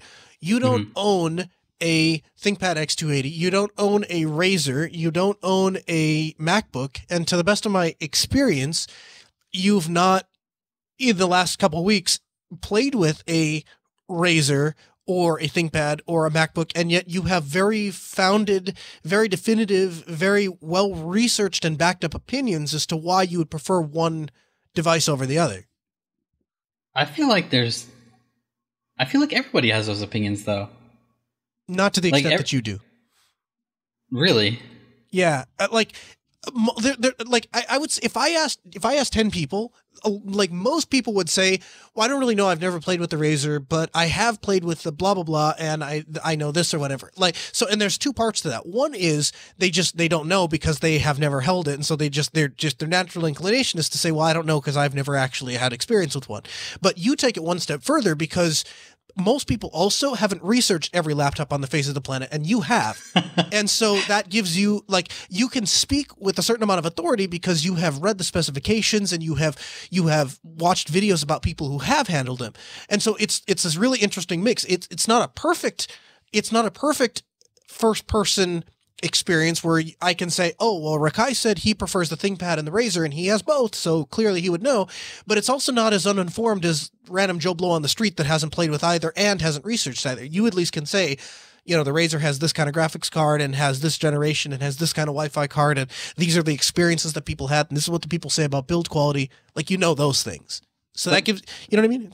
But don't people do that for topics relevant to their interests? Or am I just weird? No, I think you are a Google expert. Like, people and people, I thought I was pretty good at Google until I met you, right? So like, it's one of those things that people don't even really fully comprehend. And, you know, you'll sit there and you'll start talking to people and people will say, yeah, I'm really good with Google too. And I'm like, yeah, I thought so. And then I met Rikai, and then everything I thought I knew about Google was wrong. and people don't understand that until they actually meet you and see you in person. And they're like, I didn't even know that information was available on Google. And not only did you find it on Google, you found like 6 different sources. And that also here's your home address. Also here's your home address, right? So like, those are the kind of things that make you a special snowflake. Thanks.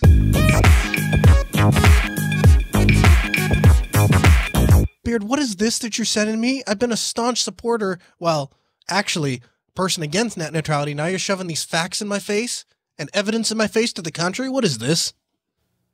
Well, this is an article that says the FCC report finds that there's no broadband competition at 100 megabit speed. Even at 25 megabit, 43% of the US has 0 ISPs or just one. So getting rid of net neutrality has not helped anything. Well, okay, so that's not, I don't think that's entirely fair, because I don't, like, I mean, what have we had? It's like 4 months. I don't think it's been long enough to be able to say, like, net neutrality has had. You say that, Noah, but the argument that the ISPs had was that the only thing holding them back was net neutrality, that they had all the money and investment ready to go, and as soon as net neutrality was done, they were going to roll that shit out like they had it ready to go next week, and nothing's happened. So take my area of the country, for example. Like, let's say they had $10 billion and people like that showed up to work every day ready to bury fiber.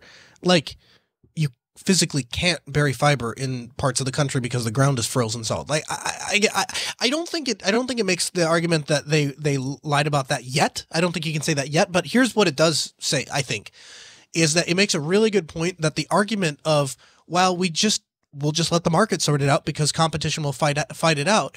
That argument, and again, I'm presupposing that this FCC report is true, but if this FCC report is true, then that argument doesn't really hold water, because there isn't going to be enough competition to provide market competition, right? Correct. 43% of the United especially since a lot of the net neutrality regulation had to do with ISPs sharing their lines. Right. And getting rid of that regulation means they won't have to share their lines, which will further increase the ability for smaller ISPs to try to come up to compete.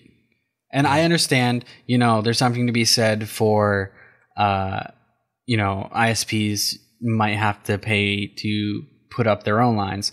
But after a certain point, in a place like the US, there is just too high of a barrier to entry to be able to compete. Like, I feel like at this point you need literally billions of dollars in capital before you start your ISP just to be able to get a foothold. Let me ask you this: how would you feel if a measure came, like, let's say somebody introduced a bill in the House that said they want to federalize not take over the existing infrastructure that the ISPs have paid for. They can have it. They built it. They paid for it. They can have it.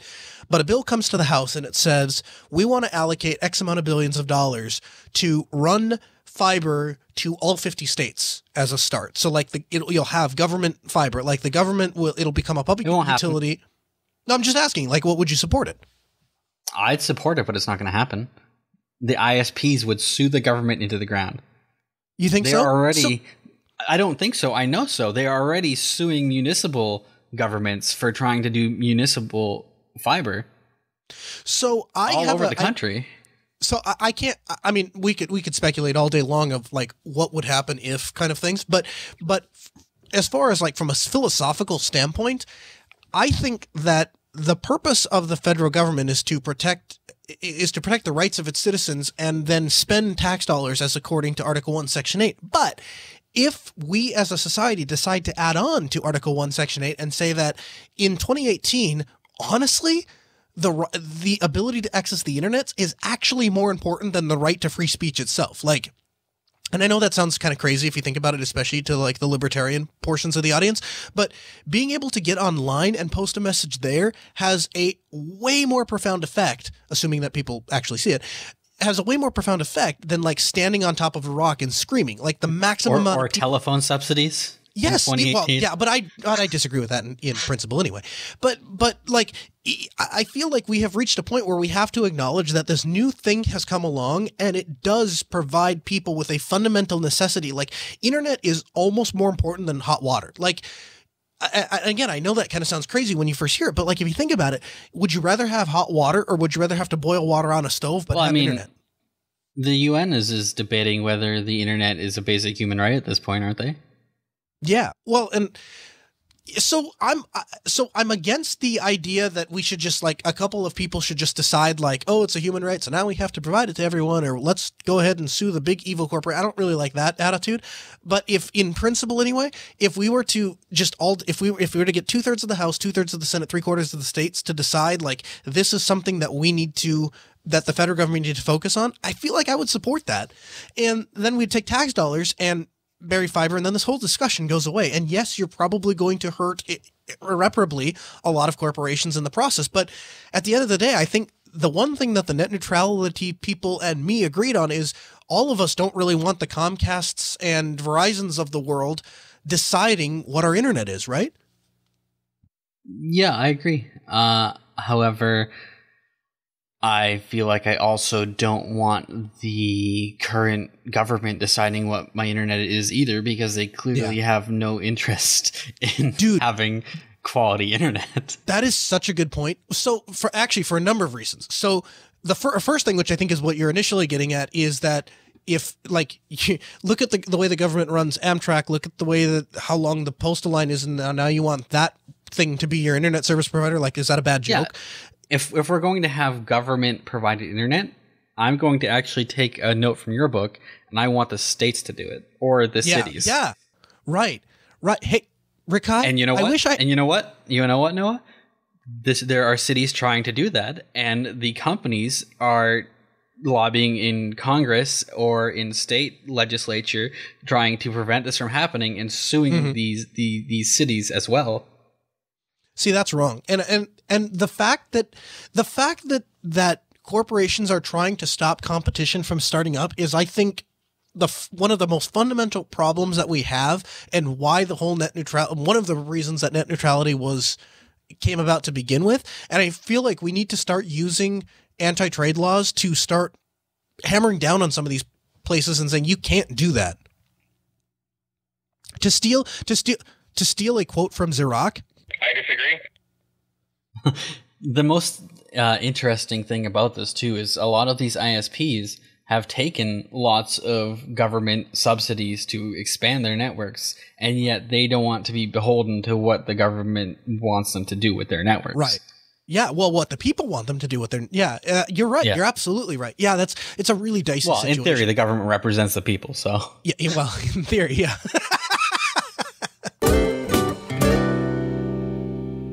All right, Noah. Are you experienced in dealing with somebody that has severe depression? I've known people that have suffered from extremely severe depression, yes. How do you help them? Man, this is a deep episode. Yeah, I decided like when we started the question segment that I wanted to go like for some deep questions. You're nailing it. Well, I think the first thing is just like standard disclaimer, right? If you start to get in over your head, like I don't have any professional training, so if you come to Noah with your deep-seated problems, you should go seek professional help. Like that's my disclaimer, right? Like just don't call Noah, telegram Noah, email Noah your problems and hope for help, because I'm not a professional. I don't pretend to be one. I understand that you, as a podcast host, have to say that, because otherwise you will get a crap ton of people messaging you. Exactly. But can you really say that as an individual to somebody that... Yeah, okay. Yeah, that's exactly where I was about to go with this. No, I can't. When I know that's what you're supposed to say. I know that is the responsible. That's the thing that you do if you actually care about the other person, because you need to get them actual help and you're not qualified or whatever. But as like a human being, a human being who cares about other human beings, particularly about friends and loved ones, I get somebody that's coming to me with a very severe problem. I can't imagine reaching out to one of my friends, somebody I'm really close to, and saying, here's what I'm going through, and here's what I'm thinking about, and here's some of the possibilities that I've considered, and maybe they include some really not so cool things, and what do you think I should do? And having all of a sudden like the police or some medical professional knock on my door. Like if I thought I had problems before that. Like, to me anyway, and I'm a very unique, special snowflake in that way, that'd be the last time I talk to that person again. So like, I couldn't do that to somebody. Like if somebody asked me for help or advice, so I roll with it and I answer questions and I answer questions to the best of my ability, and hopefully nothing bad happens, I guess.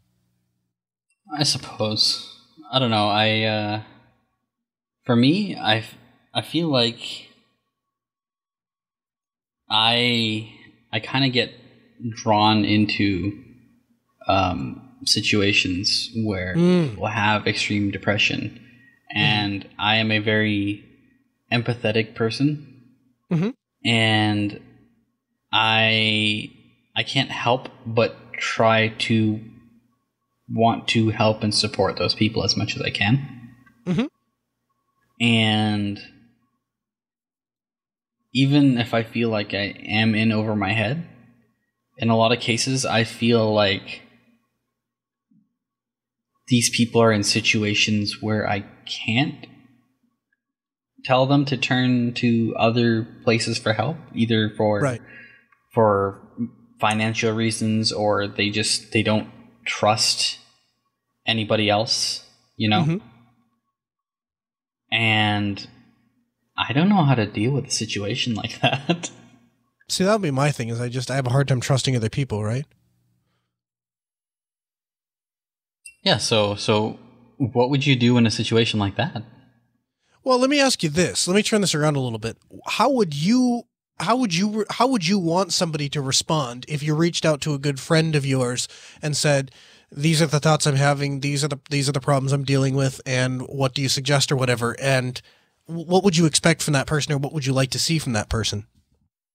See, that's a bad question to ask me, because I'm the type of person who wouldn't reach out.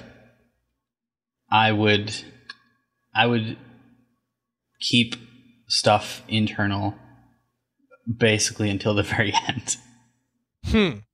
Well, that's scary to learn about you in a lot of ways. Because I'm the type of person who would rather just disappear from the face of the earth than burden somebody with my problems. I feel like that's not good. I feel like I don't like that answer. I agree. I don't think it's a particularly healthy way to live, but it's just how I feel. I feel extreme guilt when I put my burdens onto anyone else, regardless of whether they want to hear about them or not. And that usually is a feedback loop into making my mental state feel worse. That sounds absolutely miserable, dude. Welcome to my life. Jeez, man. I am. This is going to sound very self-important and very, I guess, self-lavishing, but I will, to a fault, try to make other people's lives easier at the expense of my own. And that's not me trying to brag. That's just the type of life that I tend to lead naturally. And you think often that'll ever change? It's at the expense of myself. You think that'll ever change? I don't think that'll ever change, because on the flip side of that stuff happening at the expense of myself, that is also the thing in life that makes me by far the most happiest. Oh, is not being a burden to other people? No. Making other people's lives better. Even at the expense of your own. Yes. That's part of why I feel so passionate about my Twitch channel, even though it's slow and hard to get up off the ground, and sometimes it feels like a grind, and I keep having setbacks for various reasons. Those days where people show up and people come hang out, and I genuinely feel like I've made somebody's day better, I'm able to make that person's day better without it being at the expense of myself. So it's a win-win for both parties. And It's something I've had a very hard time finding in life that I found in Twitch that just makes me feel good without me having to sacrifice something of myself. And so I am constantly drawn back to that, probably at the expense of other things in my life. But I just can't escape that feeling. So I end up always going back to trying to stream on Twitch because it just feels like what I'm supposed to do, if that makes sense. Man, that's interesting. Yeah, so this deep connection to like your internet family almost, huh? Well, I mean, it's not even a deep connection to my internet family. Like, I feel good just making a new person that showed up have a better day. You know, they say that was a good stream. I enjoyed myself. You know, occasionally you get a person that's like, you know, I had a shitty day and this stream really took my mind off of shit. Thank you for doing this. Like, you get that very occasionally, but the times that you do get that, it makes up for all the other times where you were, you know, sitting there with nobody in your stream, just grinding away the hours. Sure. And it makes it worth it to me to be streaming every day for those tiny moments. Well, that's awesome. I mean, more power to you for doing that because, like, you know, in a lot of ways, dude, if you think about it, the way that Linus Tech Tips got his start, the way that Leo Laporte got his start, I've never actually asked Chris about this, but I would imagine it would be somewhat true, the way that Chris got his start. None of those people set out to be really big personalities, right? They all followed their passion, and people saw that and latched onto it because of that. Like, you know, and they just kept doing what made them happy. They just kept doing the content, producing content that they wanted to produce, and they let the people that wanted to follow them. And I think that's a really interesting way to, you know, to go about it. And I think that's a really rewarding way to go about it. And you know, I have irritated a lot of people with the Ask Noah show, right? Like I'm sure there's a measurable portion of the audience that just can't stand me. In fact, there's probably some people that are like, oh man, you brought that guy on user error a second time. Like there's just going to be those kind of people, right? And part of that is that I'm a very unapologetic Linux user. And that is very off-putting to a lot of people. But it's the kind of content that I want to do. It's the kind of content that I want to make. And so the people that enjoy that then really latch on because there's so much energy and passion behind it. And that's one of the big compliments I get is, oh, there's a lot of passion. So I think if you can do that same thing, Rikai, I think if you start focusing in on Twitch and gaming and streaming and doing the kind of things that make you passionate, yes, there's going to be some people that are going to be like, why would I want to watch that guy play video games online? But I think at some point, if you do it long enough and you do it well enough, I think you're eventually going to find people that are going to say, hey, you know what? That guy, he doesn't care what anyone thinks. He's playing those games and doing it with passion, and it's fun to listen to and it's fun to watch and he's entertaining. And yeah, I really like that guy. And I think that's the key to winning, so to speak, in the YouTube world. Yeah, I suppose. I feel like we kind of did go on a tangent off the original question, though, because you turned the question around on me, and then it became about me. Oops. So like going back to the original question, like your response was to turn around on me and ask how I would help them and how I would want to be helped, and like. I don't have an answer for that, so I guess I am going to thrust it back to you and say how would you help those guys, or how would you deal with the situation? I guess the reason I turned it around was because I felt like I already kind of answered it the first time, but like I guess my answer, maybe I wasn't just clear enough or straightforward enough, but I guess my answer is just that I ask those people what they need from me, and as long as I believe I'm participating in providing a constructive solution to their problems, I'll continue to participate. I'll excuse myself once I think I'm participating in insanity or if I'm participating in destruction. I don't want to do either of those things.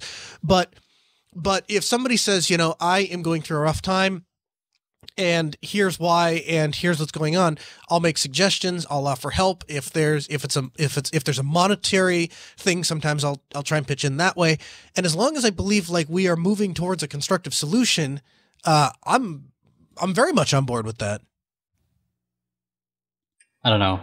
Maybe it's just my empathy, but I feel like if I can't remove myself from those situations regardless of where it goes, because I feel too invested in those people to leave them in their time of need regardless of where their pattern is taking them. Okay, but let me walk you through that for a second, because like when you start to get into something where you like, so okay, let's lay out a scenario. Let's say, for example, that I am convinced that Chris is going to cancel my show. He's going to cancel the Ask Noah show, and I'm like, Rikai, I'm going to kill myself because Chris is going to cancel my show. And you go talk to Chris, and Chris is like, I don't know what you're talking about. I love Brown Bear. I wouldn't cancel his show. And so you're like, no, you don't understand, dude. I don't think that's going to happen. I'm like, no, I need you to cover for me and, hack into my computer or use my computer or whatever to make it look like I'm doing these things so I can go kill myself because my show's going to get canceled. So in that scenario, I'm asking you to participate in something that's going to harm me. And you know that isn't like, you have information, and your head being clear, you're able to see through something that's fogging my decision-making ability, and you can tell that straight up. Like, you're like, this isn't what he wants. He doesn't actually want to die. He just wants to keep answering questions about Linux, and he thinks that's going to end, but I know that it's not, and he's not listening to reason. Like, in that same, if you put yourself in that scenario, could you still participate in my destruction even when you didn't agree with the premise, with the logic, you know what I mean? I feel like... Because it's insanity. Yes, but I feel like that kind of situation doesn't really reflect reality in that I feel like things are almost never that clear cut.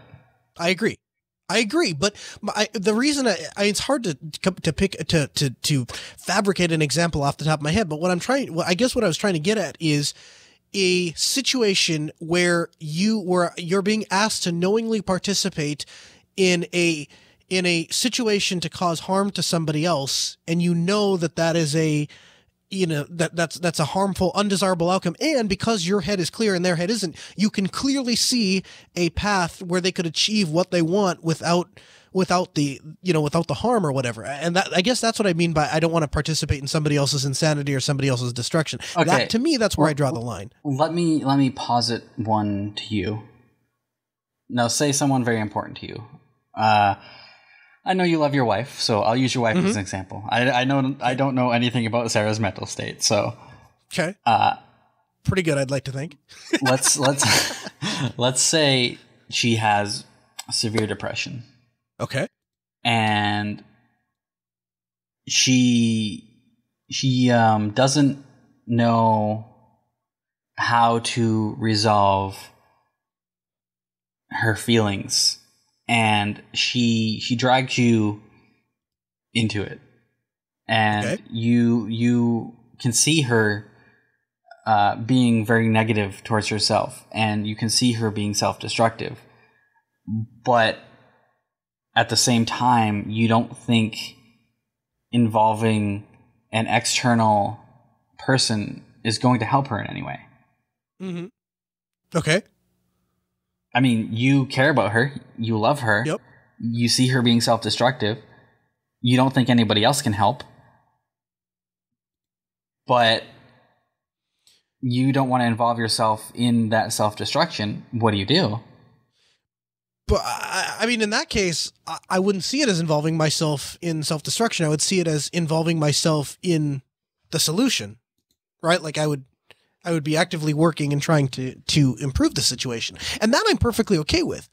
And again, blah, blah, blah, disclaimer, not a medically trained professional, not a certified counselor or anything, but like I am perfectly okay and actively want to try to help people when I think there's an opportunity to.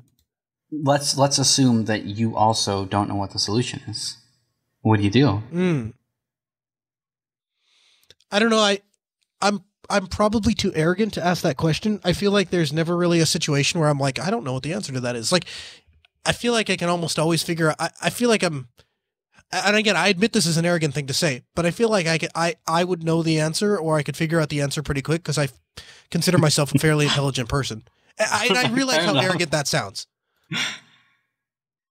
All right, fair enough. I didn't mean to like get super depressing or anything. I think about these kind of things, Noah. Yeah. Yeah, and like I said, that's an insanely egotistical, arrogant answer. I acknowledge that. All right, well, if you guys would like to ask some incredibly depressing questions or happy questions or questions about things that aren't sad or happy, maybe you want to ask us about what our favorite ice cream topping is, just hop over onto Twitter and use the hashtag AskError, or hop onto Discord and use the user error chat room and maybe put a hashtag AskError, or I don't know. Does this show have an email? I don't even know if the show has an email. I don't know either, but you can also hop on. If the show has an email, go check the contact form. It might have one. You can send an email to us.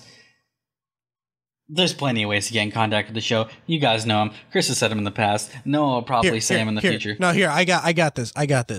Head over to jupiterbroadcasting.com, click on the contact form, and choose user error from the drop-down menu, and let us know what you think about this here show. Send us your feedback with hashtag AskError, or join us in the Telegram chat, Jupiter Broadcasting, and use the hashtag AskError. I'm not going to get either one of those because I don't pay attention to Telegram unless it's Noah, and I don't know the email. Here, all right, fine, here. Head over to jupiterbroadcasting.com, click on the contact form, and choose user error from the drop-down menu. We have no idea where your email goes. It might not even be read, but hey, send it in there anyway.